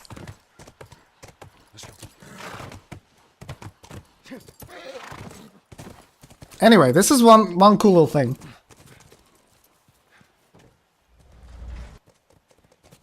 Nice sound glitch again. What the hell? Never heard that one before either. Nice game. I'm gonna pull this container with me instead of pushing it downwards, because then I get roller skates or whatever, and it pushes me along with it. Alright, not what I had in mind, but it'll do. Arabian Nights. Man, I told you I'm done with Prince of Persia, basically. Well, until January, I guess. Anyway. Now we get into the science building. As you can see, it's not looking very well. It's looking pretty grim, actually. Thanks. Let's look around. And this is where the, like... the section where you can lose time happens. Blast these doors, and then be a little bit hypocritical, and then gonna be like, keep it down when he's literally, instead of opening doors normally with the handle, he kicks them out. Figure out what's going on. Like, you know. Now for these prompts, as I said, for most of them I want to be in a specific spot. For these I just mash triangle, because they like warp me towards the specific position. You're gonna be able to see it very nicely here for these doors. Think. Alright, then like a half a second or a second time saver here. Gonna again weapon switch. Because before the game forcibly stops me, it slows me down as well. I prevent that slowdown. Then equip a shorty, because if I have the shorty in my hand, he's not going to be putting that gun away. If I had like a rifle or something, or a bottle, he's going to put it away before opening the doors. Don't you dare call Matador a meme. No fireflies either. It's gonna be fucking lit! They turn into fucking monkeys. Anyway, Keep searching, we'll find something. as you can see, there's no fireflies here. Instead, we're gonna get attacked by David and the crew.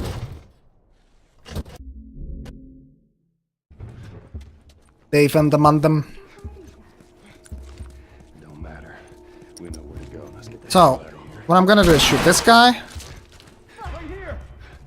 Okay, good RNG. Can you shoot him? Okay, since I have the extra bomb, I can actually use it here. Put it down there. Just gonna save like a second and a half. I normally don't do it in a run because I use the bomb in a different place. Hello?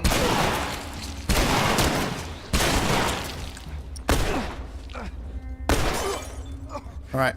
And now just hope I don't get a black screen here.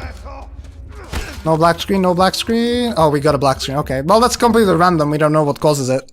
And this black screen happens. It costs you like 11 seconds. I'm gonna keep on mashing until a specific visual cue. Boom, there was a like a weird snap, like Joel's neck moves, his head moves in a weird way. That's when I stop mashing, because if I keep on mashing afterwards, it's just gonna prolong the QTE. But if I stop mashing before that, I just die.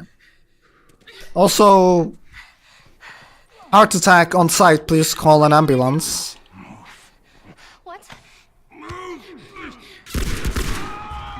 That guy on the left. Yeah. Oh man. Joel? So normally Ellie is supposed to shoot the second guy, but they line up so perfectly that you can just hold aim and spam the fire button 2, 3.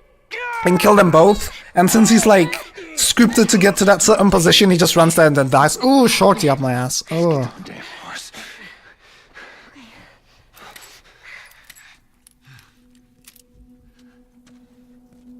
I don't see anyone.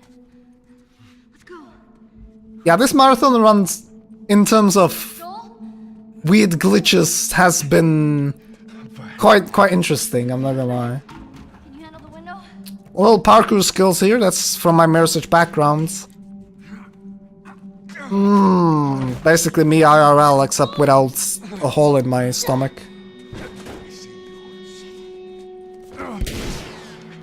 Now, some people might find this next thing a little bit inappropriate, but I'm gonna do it anyway. Just stay here. Now, it's all up to, like, your imagination, whatever you think this looks like. Those were my friends you killed, asshole. Come on now. You want to do this the hard way?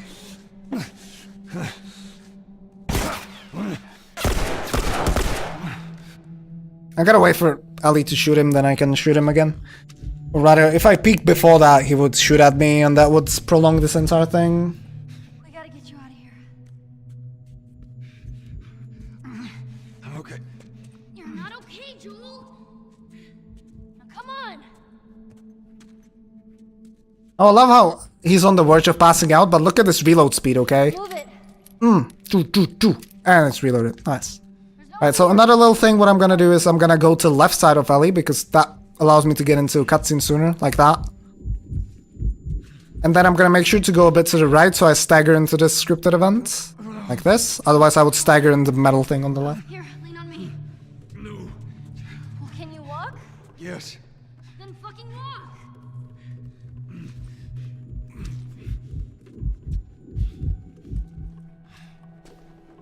And last thing, well not yet. I'm gonna go at this sort of an angle. So I stagger forwards into the direction. If I just went straight, I would stagger to the left. And then while I'm at it, I'm just gonna shoot my leg. Joel? Nice. Alright, this saves a little bit of time because it starts the cutscene sooner.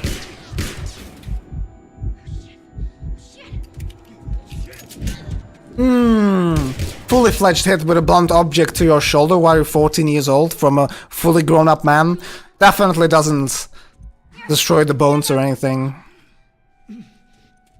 She's calm, even with that hand. She's giving Joel support. She is quite the lady luck, I would say. Swear to God, I get you out of this. You're so singing for me. You wish.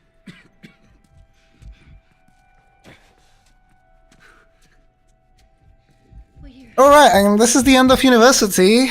Probably the most boring chapter of the game, gameplay-wise. In the speedrun, at least.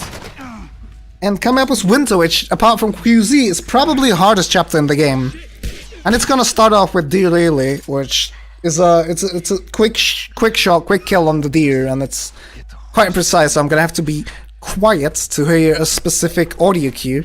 There are also two different lineups of shadows on the ground, and one is good and the other one is absolute shit, so hopefully I get the good one. Every miss loses like 15 seconds, 17 seconds.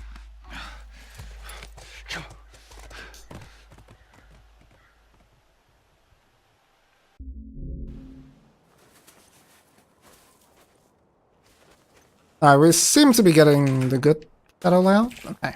Where'd you go?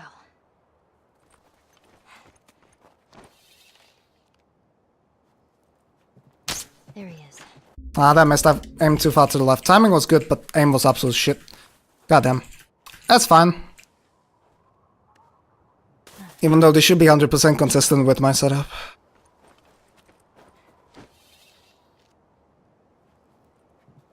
There you are. There we go. Alright, second try is not even that bad. For a marathon run. So I gotta like pre-aim the right spot, wait for the steps, delay the shot, compensate for swing. Used to be harder. Not as hard anymore. So right here, I'm not gonna like stand here just to line up my shots, because I'm bad, but if I shoot the deer to... Did I just miss? Ready? I think I just bloody missed. Oh, never mind. I take everything back. So this is the winter chapter, so this is like a deer quick that I'm gonna be attempting. Oh wow, that's... I don't think I've ever missed that shot in a run, by the way. There he is. There we go. Yeah, remember you can always enable lock-on aiming in the options menu. It's gonna be really useful for a fucking bow. Anyway, let's try this again, alright?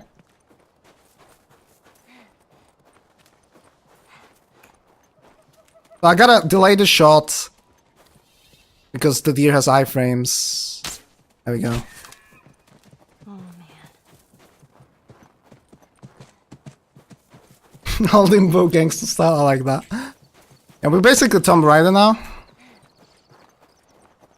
are you still alive? So I'm playing as Ellie in this chapter, mostly. But we're gonna be switching to Joel as well. It's a pretty cool chapter, probably my favorite of the game.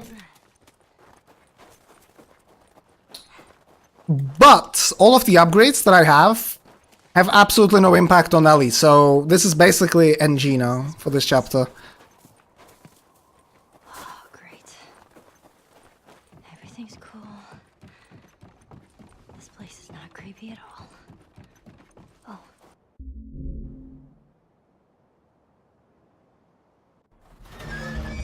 Why are we still here? Just to suffer.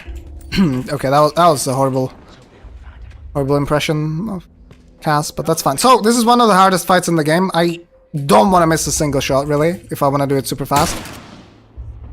Every shot count now. I've done this before. Gotta shoot these three guys first, then I'm going to shoot these two guys. Then I'm gonna shoot out the bullets, so I'm at 1. Again, if you remember, the less bullets I have, the more of a chance of getting a drop. So David is the best NPC in the game, always gives me ammo when I'm out of it, like when I run out. And I get a drop from this NPC, so I'm down to 9 bullets now. What you're gonna see me do is also swap weapons to cancel a reload animation. Like this. Alright, now this is like the most important part. Don't let him come in through the window. More infected on this side. Alright, cool. So now I'm gonna use a couple of visual cues to set up some pre-shots on these guys with the bow. I missed, that's fine. As long as the clicker doesn't kill me, it's cool. One punch man, boys.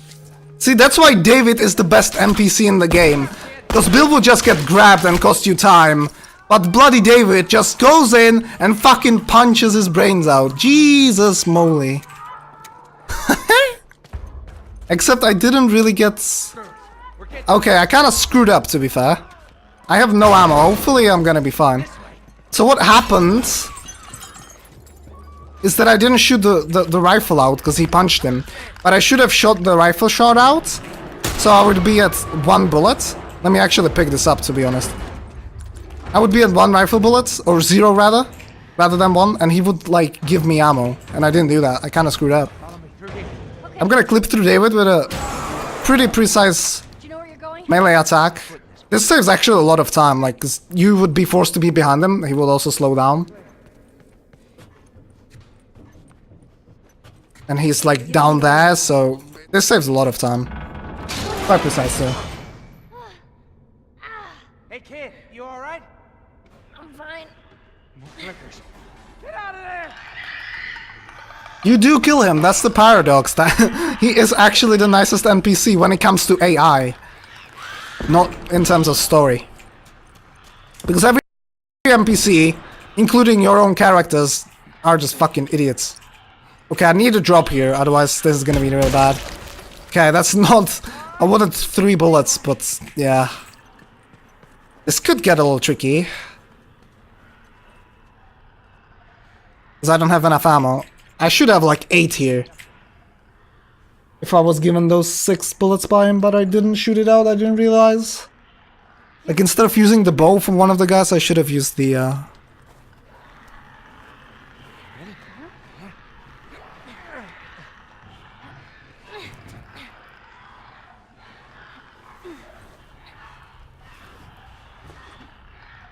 You be quick. Keep a lookout. And so I'm gonna have to probably shoot the clicker here. Would be nice if he dropped something. He did! Oh my god, yes, we are saved, boys. Fantastic. That's really good. That's really, really good. So sometimes clickers can clip through the walls down here, so I just keep a lookout for a little bit. No one is clipping now, which is good. That means... yeah, so ammo-wise, in the rifle we're doing just well. Just fine. With the bow, not so much, but... we should be fine at the end of the fight. I don't use the bow that much in this fight. So this fight is... a little bit more... it's not as aim heavy. Because you can pre-aim really easily. But it's kind of tricky because there's like a lot of movement involved as well. But with my strats it's actually pretty okay. So first I'm gonna craft a Molotov and a bomb. Now this would be the 3rd blow to encounter in the game, but it's not gonna be because I'm gonna throw the 3 bombs up there, which are instantly gonna kill him at the end of the fight. And I'm gonna drop an extra bomb down here. In worst case scenario, I picked up the extra pistol ammo. Yeah, we're fine. 9-7 is fine. And now I'm just... the next 5 shots are very important. I really don't want to miss here. I might though. It doesn't really cost you time, but you're just losing ammo. So that's 3, 2 more to go. 1, 2. I'm gonna throw a Molotov down there. Because they're gonna jump into it. I'm gonna wait for this guy to drop. Shoot him with this. He dropped the thing as well. Awesome. Yeah, we're just fine on ammo. Probably. Shoot him with an arrow. Now, clicker to my right is gonna die on the bomb. Is he burning? Yes. Awesome. Sometimes only one of those enemies burn. So that's why it's really good that both of them burn now, because kinda still a bit tight on ammo, but it's okay. Picking up this bottle, super important. Because it makes David saying "here come more" really, like, he says it instantly, but sometimes he can take even up to a minute to say it. Throw another Molotov, bunts another guy that jumps down, shoot him. Can you please get the fuck out of my way? Thank you.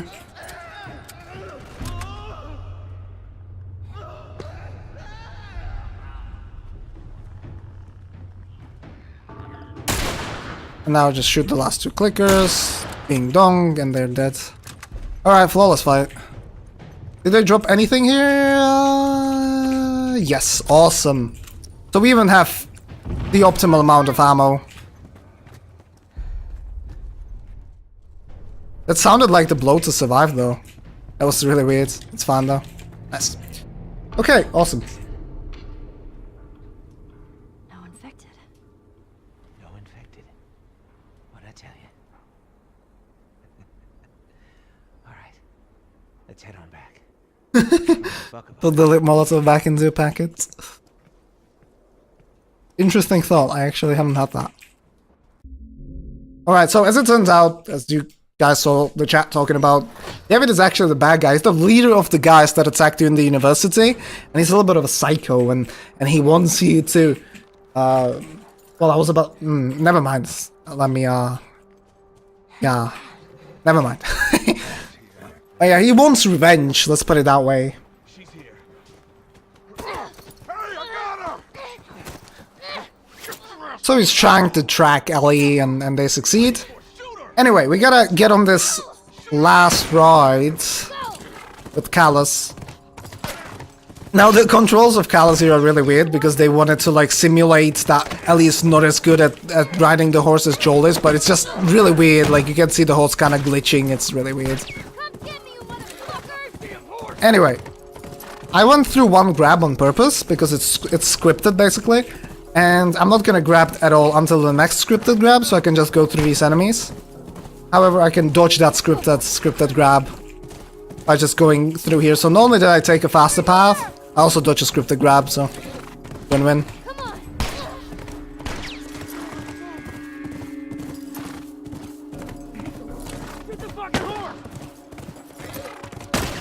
It's so obvious that she's like luring them away though, isn't it?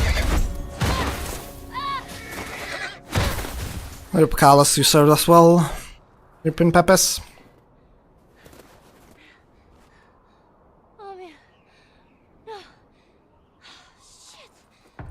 So coming up is a pretty hard area that I want to get through. I'm gonna use the safe way. I found out a riskier strat with a Molotov that can save like 8 seconds roughly, but it's really risky. You're just relying on people not shooting you. If they shoot you, you lose like 20 seconds. So instead, I'm gonna try to just run through here like this, which is a specific path. They will not see me. And now I'm gonna try to kill these guys with arrows. He actually saw me. Goddamn, that's not good. That is not good, my friends. Especially with the stupid climb up.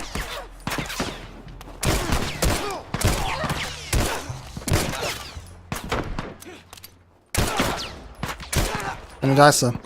Alright, well, I'm gonna just have to hope that they don't shoot me. Alright, we got lucky. So I weapon switched over that ledge there. And that prevented me from getting into like a... in the classic animation, in that slow animation, you're supposed to have that, right? Yeah, I'm not really the one to judge people, but I don't think something... I think something is wrong here. Not really sure.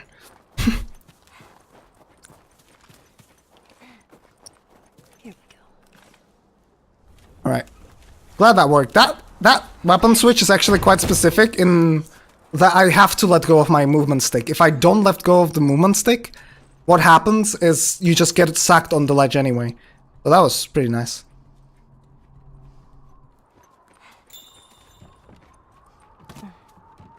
So through this area, there are two entrances in the next house. The one is the hall right ahead of us. That's the faster one. I'm gonna use that. I'm gonna let go of sprint in 2 occasions, there and here.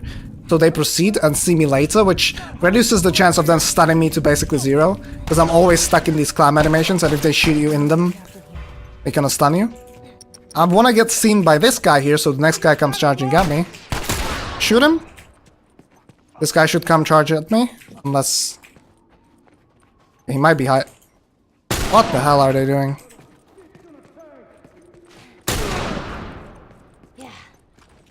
Alright, that was still okay.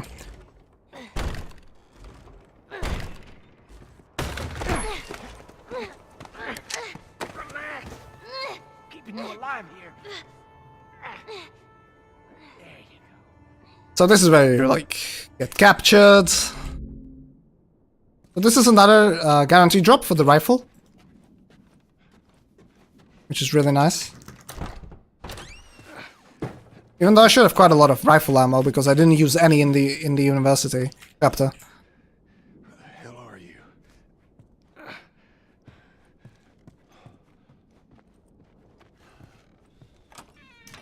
And I'm gonna use something that's pretty interesting.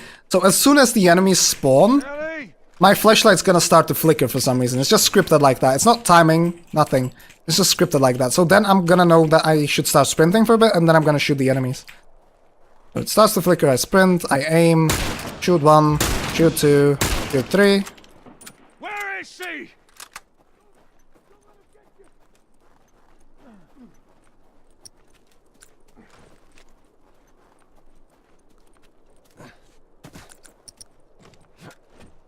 Now this guy's random.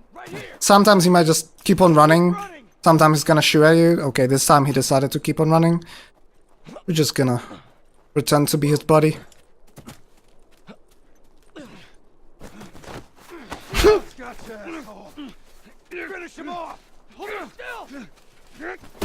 There's a cool thing you can do here, but I don't have an extra bomb. But I could have thrown a bomb to a specific location, and then it would have exploded in the cutscene. I would have gotten attacked by a floating knife. Come to think of it, maybe I shouldn't have used the bomb at university. So anyway, through this section, I'm gonna have to do a couple of checkpoint restarts to prevent the softlock from happening. First is this one. Hello? I need a gun. And I'm used to different games menuing now. I like... Yeah, this used to be my main game for a while. But it just drives you crazy after a while.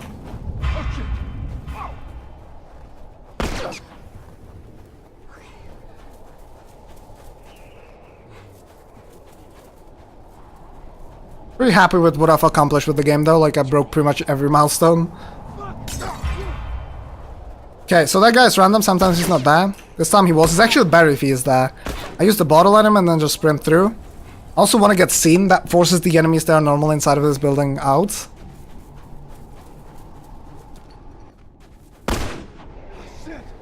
Get this little warp wall, got shot, that's unfortunate.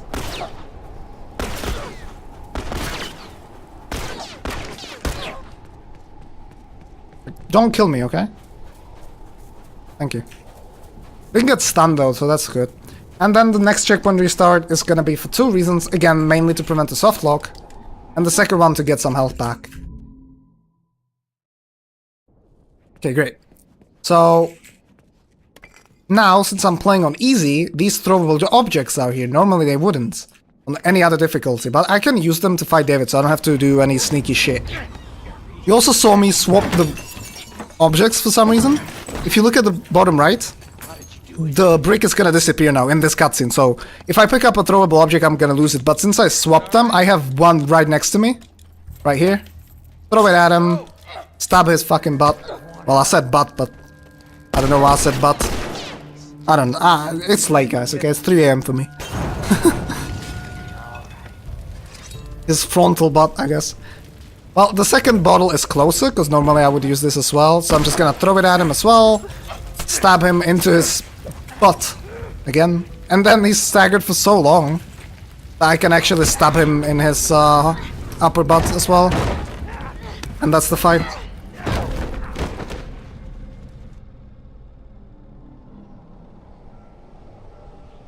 It's actually quite funny you say that, because I do run Dark Souls 1 right now, and we got a glitched engine here for some reason. I'm pretty good at menuing in that game, but I absolutely, like, there's a delay that you have to do here, otherwise it's just gonna eat your inputs. And that delay is a lot bigger than in Dark Souls, so I'm used to a lot quicker menuing now. So I just crouch here so I don't get seen until I get to the truck so they don't get in the way. So for some reason sometimes the engine glitches out, everything is like a lot darker. Oh my god, really? Dude, this aim. Okay. Okay, that was fine. Considering I missed them, they didn't even shoot at me. Okay, I'm gonna try to set up a weapon switch here that saves like 3 seconds if done correctly.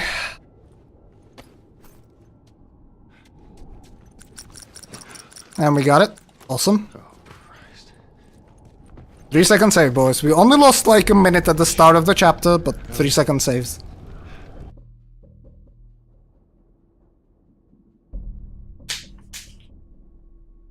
The David strat works only on easy because on any other difficulty there are no throwable objects, so we have to play hide and seek.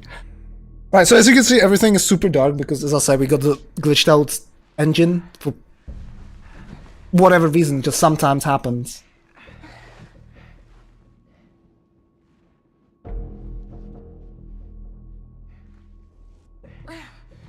Now this gets it, like, this sequence is pretty cool, except for the fucking lightsaber machete. Like, why? Why did they have to have it glow? And the bottles in the background as well on the right. In the next cut, that on the left rather. So weird, Jesus. You know, it's okay to give up. Ain't no shame in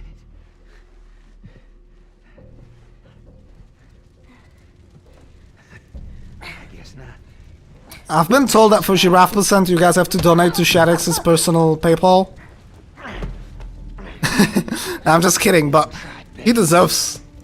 He would deserve cash for this, like the entire Orga crew. I have to say, putting up a marathon like this, online for a week, that's quite the accomplishment. But I guess I'll get to that a bit later on. But like, big shoutouts to the entire Orga crew. Everyone is super awesome.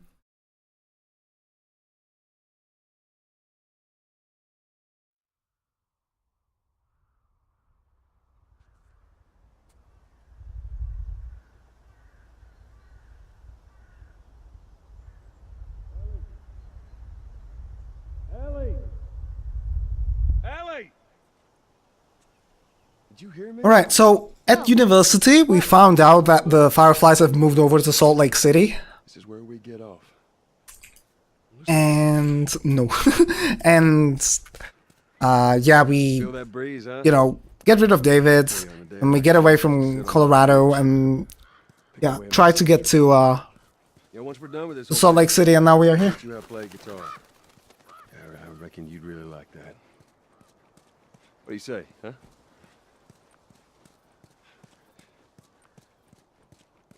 So this chapter has... It's basically the last long chapter. There are 2 more chapters coming up after this, but they're both very, very short. And this chapter has some RNG in it, and it can cost you a lot of time. Another abandoned quarantine zone. I would be able to manipulate the RNG, most likely, if I had a smoke bomb. Then again, I do have a smoke bomb. But I'm gonna have to use it before the RNG. Normally I would have 2 smoke bombs here, right? So I'm not gonna be able to manipulate it, so hopefully we get good RNG. First of all, I gotta get a leap here. That was a little one. It's very random. There's like nothing I can do to set it up or anything. Here we go.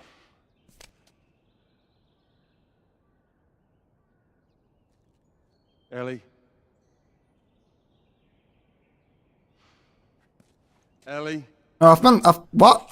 So are there any...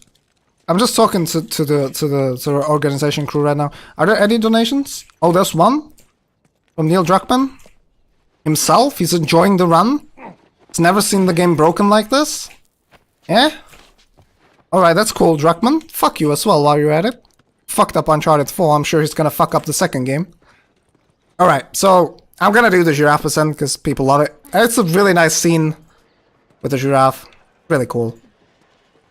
First off, I gotta stand in this specific spot though, because if I stand under the ladder, there's like a cutscene, and then I pick it up from this side for a good quick pickup animation, and I'm right next to the wall as well. You gotta see this. What is it? What the hell is...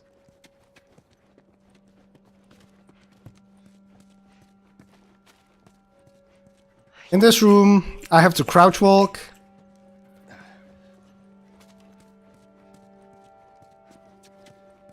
Come on, hurry up.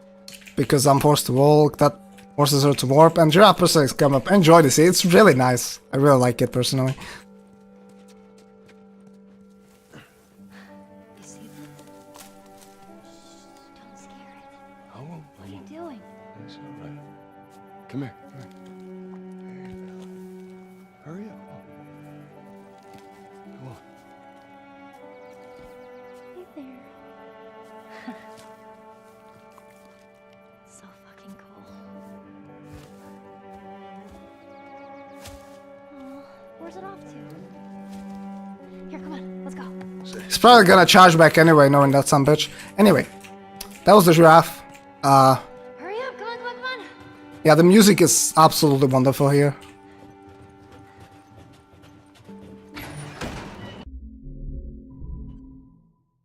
Oh, man.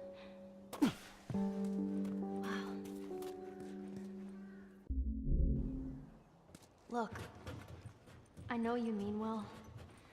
It's either a cutscene skip again with a checkpoint restart, and then I have to crouch here again, and then I can jog. Okay? Well, I ain't leaving without you. So let's go wrap this up.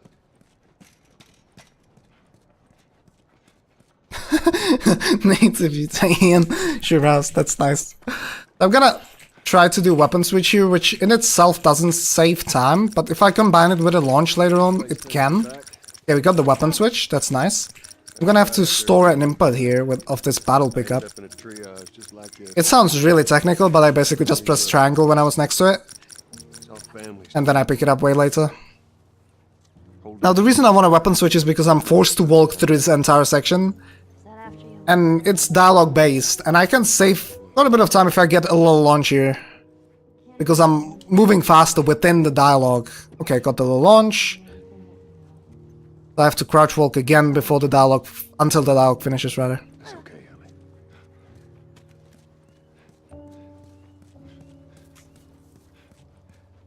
What do you mean by legit speed game? It is a legit speed game that's routed and really optimized.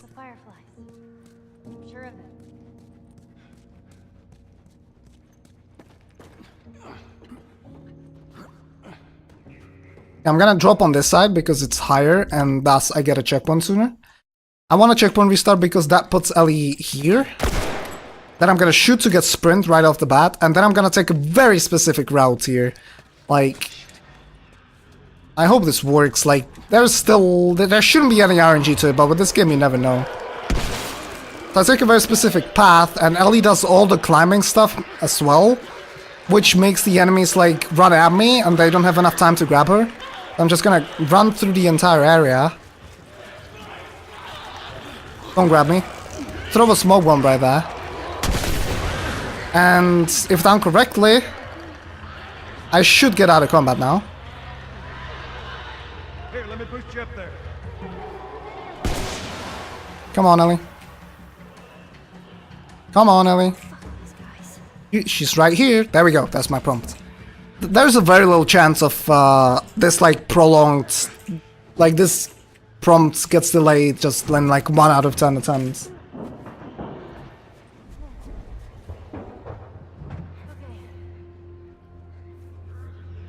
So the crate is great. It has no collision when it drops, so I'm just gonna run into it, and it's gonna... Nice. Well, it would clip me on top of it. I would save like a second from the climb up animation. Anyway, I want to save a second here as well, so I'm gonna delay this jump as much as possible to skip a climb up animation. Alright, so I have a bomb, that's good. I'm gonna have one more Molotov. I don't have a smoke bomb, that's the only problem. But everything can still work. Okay, so I'm gonna try to pull off a pretty damn complex glitch here, which can save tons of time actually, if done correctly. It's almost 20 seconds.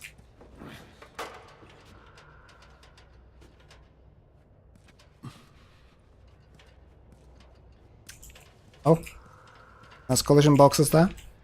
As soon as I can move after dropping the ladder, I'm gonna checkpoint restart to get Ellie up. Like so.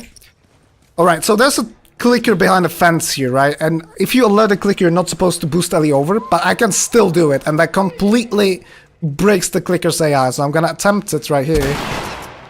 Alright, we got it. Awesome. So I alerted the clicker, and I boosted Ellie, and that breaks the clicker's AI. God damn, it breaks it so much.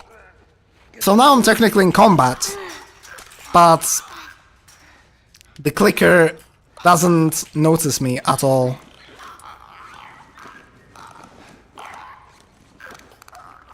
Okay, we seem to be getting the... Actually... Yeah, I'm not this might not work.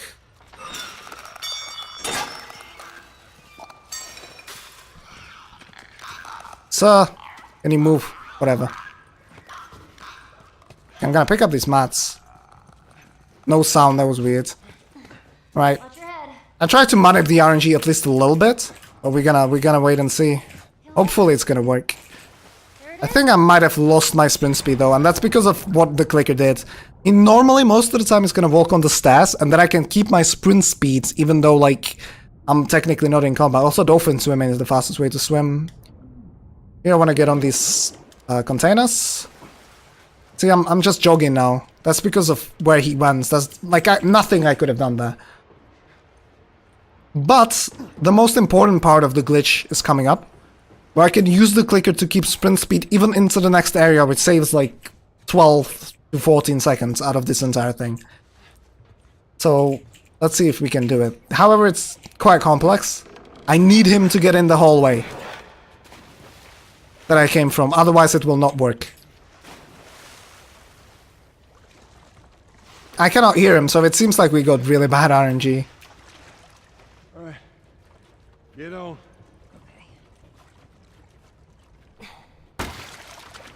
The one milestone I haven't beaten is getting a 2-hour 32-minute run. And just failing this basically kills that possibility. If you get bad RNG here at the end of the run, you cannot get a 32. Yeah, it's completely glitched. Okay, so I'm gonna have to go back and kill him. Goodbye, our good friend. Because otherwise I would softlock the game. If he's alive and not in the room...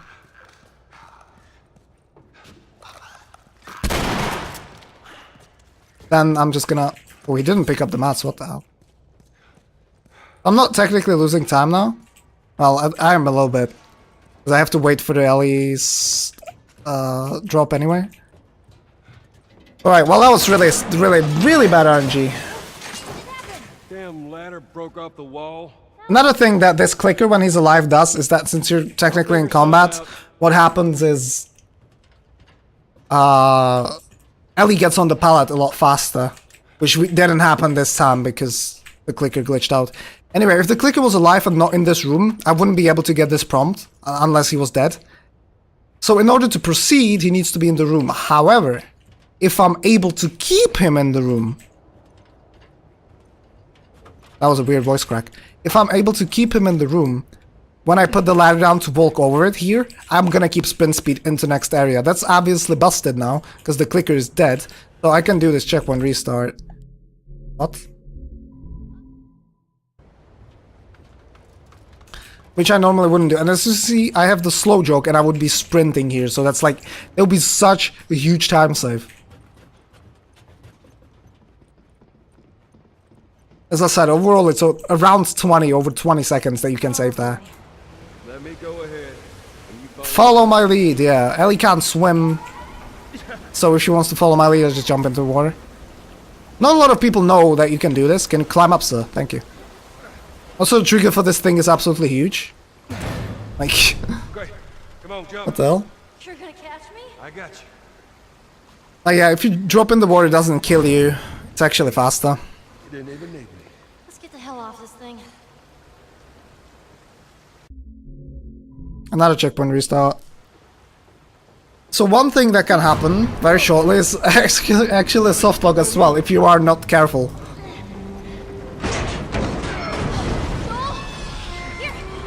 Because you're gonna hit the back of the bus. And sometimes the game allows you, if you just keep on holding the analog stick. Also, it's faster to just grab this one and then not do anything.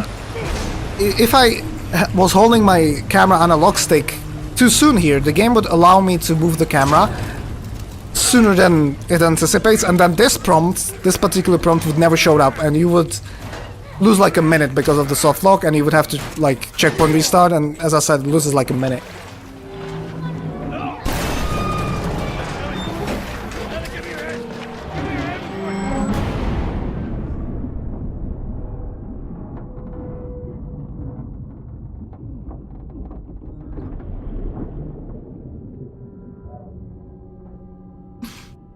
Again, more dolphin swimming, and now there is a little trick here. I'm gonna try to like ascend as fast as possible, and if I can get above the water level before this pillar, like this, I can hit the cutscene sooner. It takes like 4 seconds, because the trigger is huge. Okay, so through Firefly Lab now. Yeah, as I said, stuff happens, and fireflies are your enemies. Through Firefly Lab, I'm gonna let go of sprint key a couple of times. For example, here. So the enemies can proceed without seeing me. I didn't craft a Molotov, I'm quite smart, so I'm gonna lose a little bit of time to craft a Molotov. I would have lost time anyway, because I had to go back to kill the clicker, that's why. Okay, never mind. Gonna throw the Molotov here, crouch to not stagger, I staggered anyway. And then get this prompt, and this guy is still weird.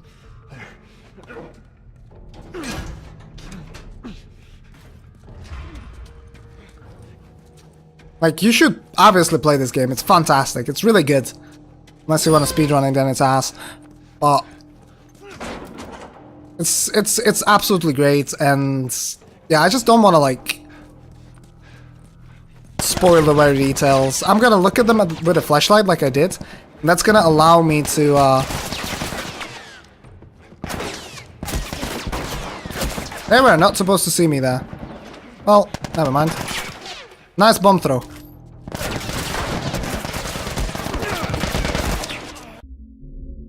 Well, let's just take the death.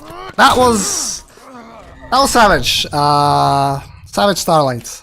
Comic I've been reading. I never know. Let's try this again. The strat is gonna be a little bit different now. The main strat is to not die.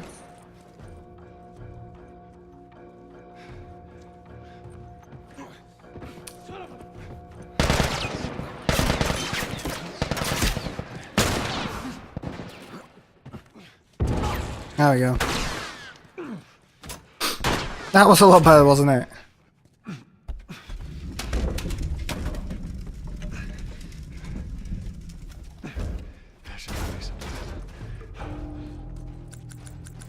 I'm gonna weapon switch here to save like half a second because the game slows me down before the doors. Sweet Jesus. Doctor? What are you doing in here? I gotta shoot the doctor, otherwise he gets a scalpel and stabs you. And crouch immediately because I'm forced to walk. Shut the fuck up. And then, yeah, I just get Ellie. The interesting thing about this room that there are actually 2 rooms exactly the same, that look exactly the same way. Load it.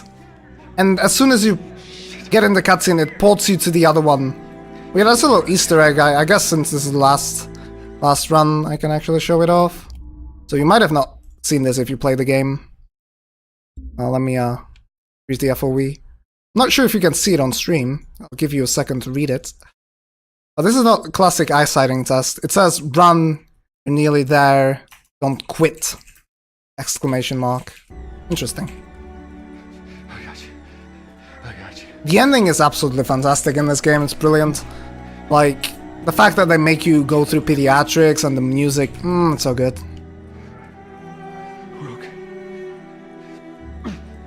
Gotta slam the head on the doors.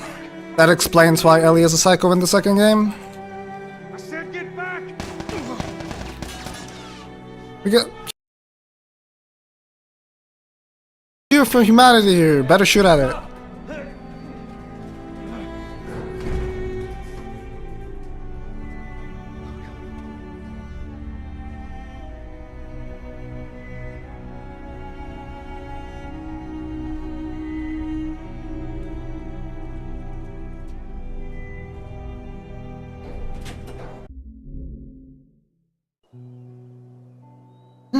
And now we are in Jackson, where a funny thing happened once. So when I was new to the game, after last shots fired, right, because I only learned the game for shots fired, I decided to go for recce. I had a run that was gonna beat the record by a couple of seconds. And there's one thing left in the entire run here, and that's checkpoint restarting to skip a cutscene. And I've only once ever checkpoint restarted too early before getting the checkpoints, and you guessed it, I lost recce because of that. Yeah. It's quite the hilarious moment. Now watch your head going through. Quite special. Quite notorious for losing recce's at the last section of the game to absolute bullshit, like in Outlast where I got stuck on the table. That was also great. Don't think I ever told you, but Sarah and I used to take hikes like this. Trying to look away. Well, the ending is now, so I guess when you hear music or whatever, when there's credits, then you can look. I bet I would've. This checkpoint restart. We got it, yes!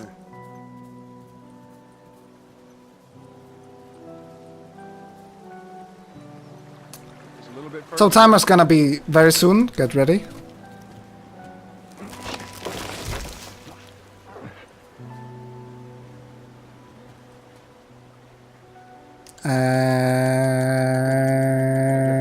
And time. Come on. Jesus Christ. Hey, wait. Well, this was Last of Us moderately fast.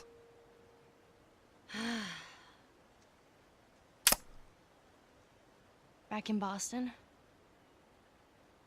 Back when I was bitten? I wasn't alone. My best friend. Slideshow not on my part, by the way. I'm all cool. She got bit too. We didn't know what to do.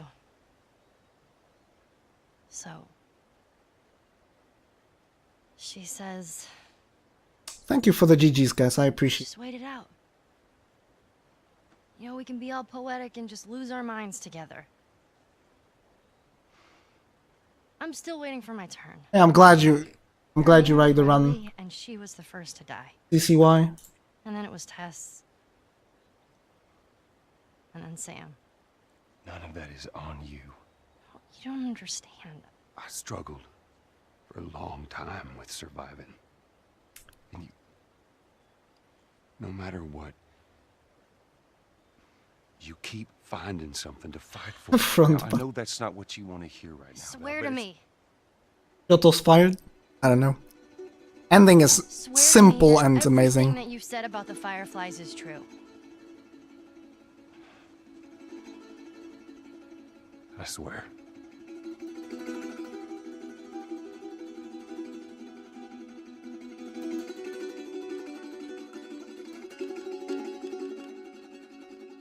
Okay.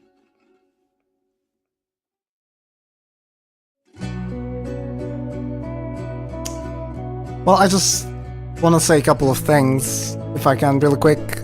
First of all, biggest thanks to the organization crew. It was an honor to close off a week-long marathon, the best online marathon in all of speedrunning. So thank you so much for giving me the opportunity again to not only participate in the marathon with two games on two separate occasions, but giving me the opportunity to close off the marathon. I hope you guys enjoyed my run. I hoped it was a good closing run. I hope you guys enjoyed the entire Shots Fired. If you have missed the best runs, like, go back, watch the VODs. It was a blast. Like, it was a great marathon as usual. Great job to the organization crew. Want to thank all the runners, even though, like, you know, just you guys are awesome in the speedrunning community, that you get together and are able to participate in these kind of actions and events. And yeah, just thanks a lot for supporting the speedrunning community. Obviously, I want to thank to the viewers who have watched the marathon, that,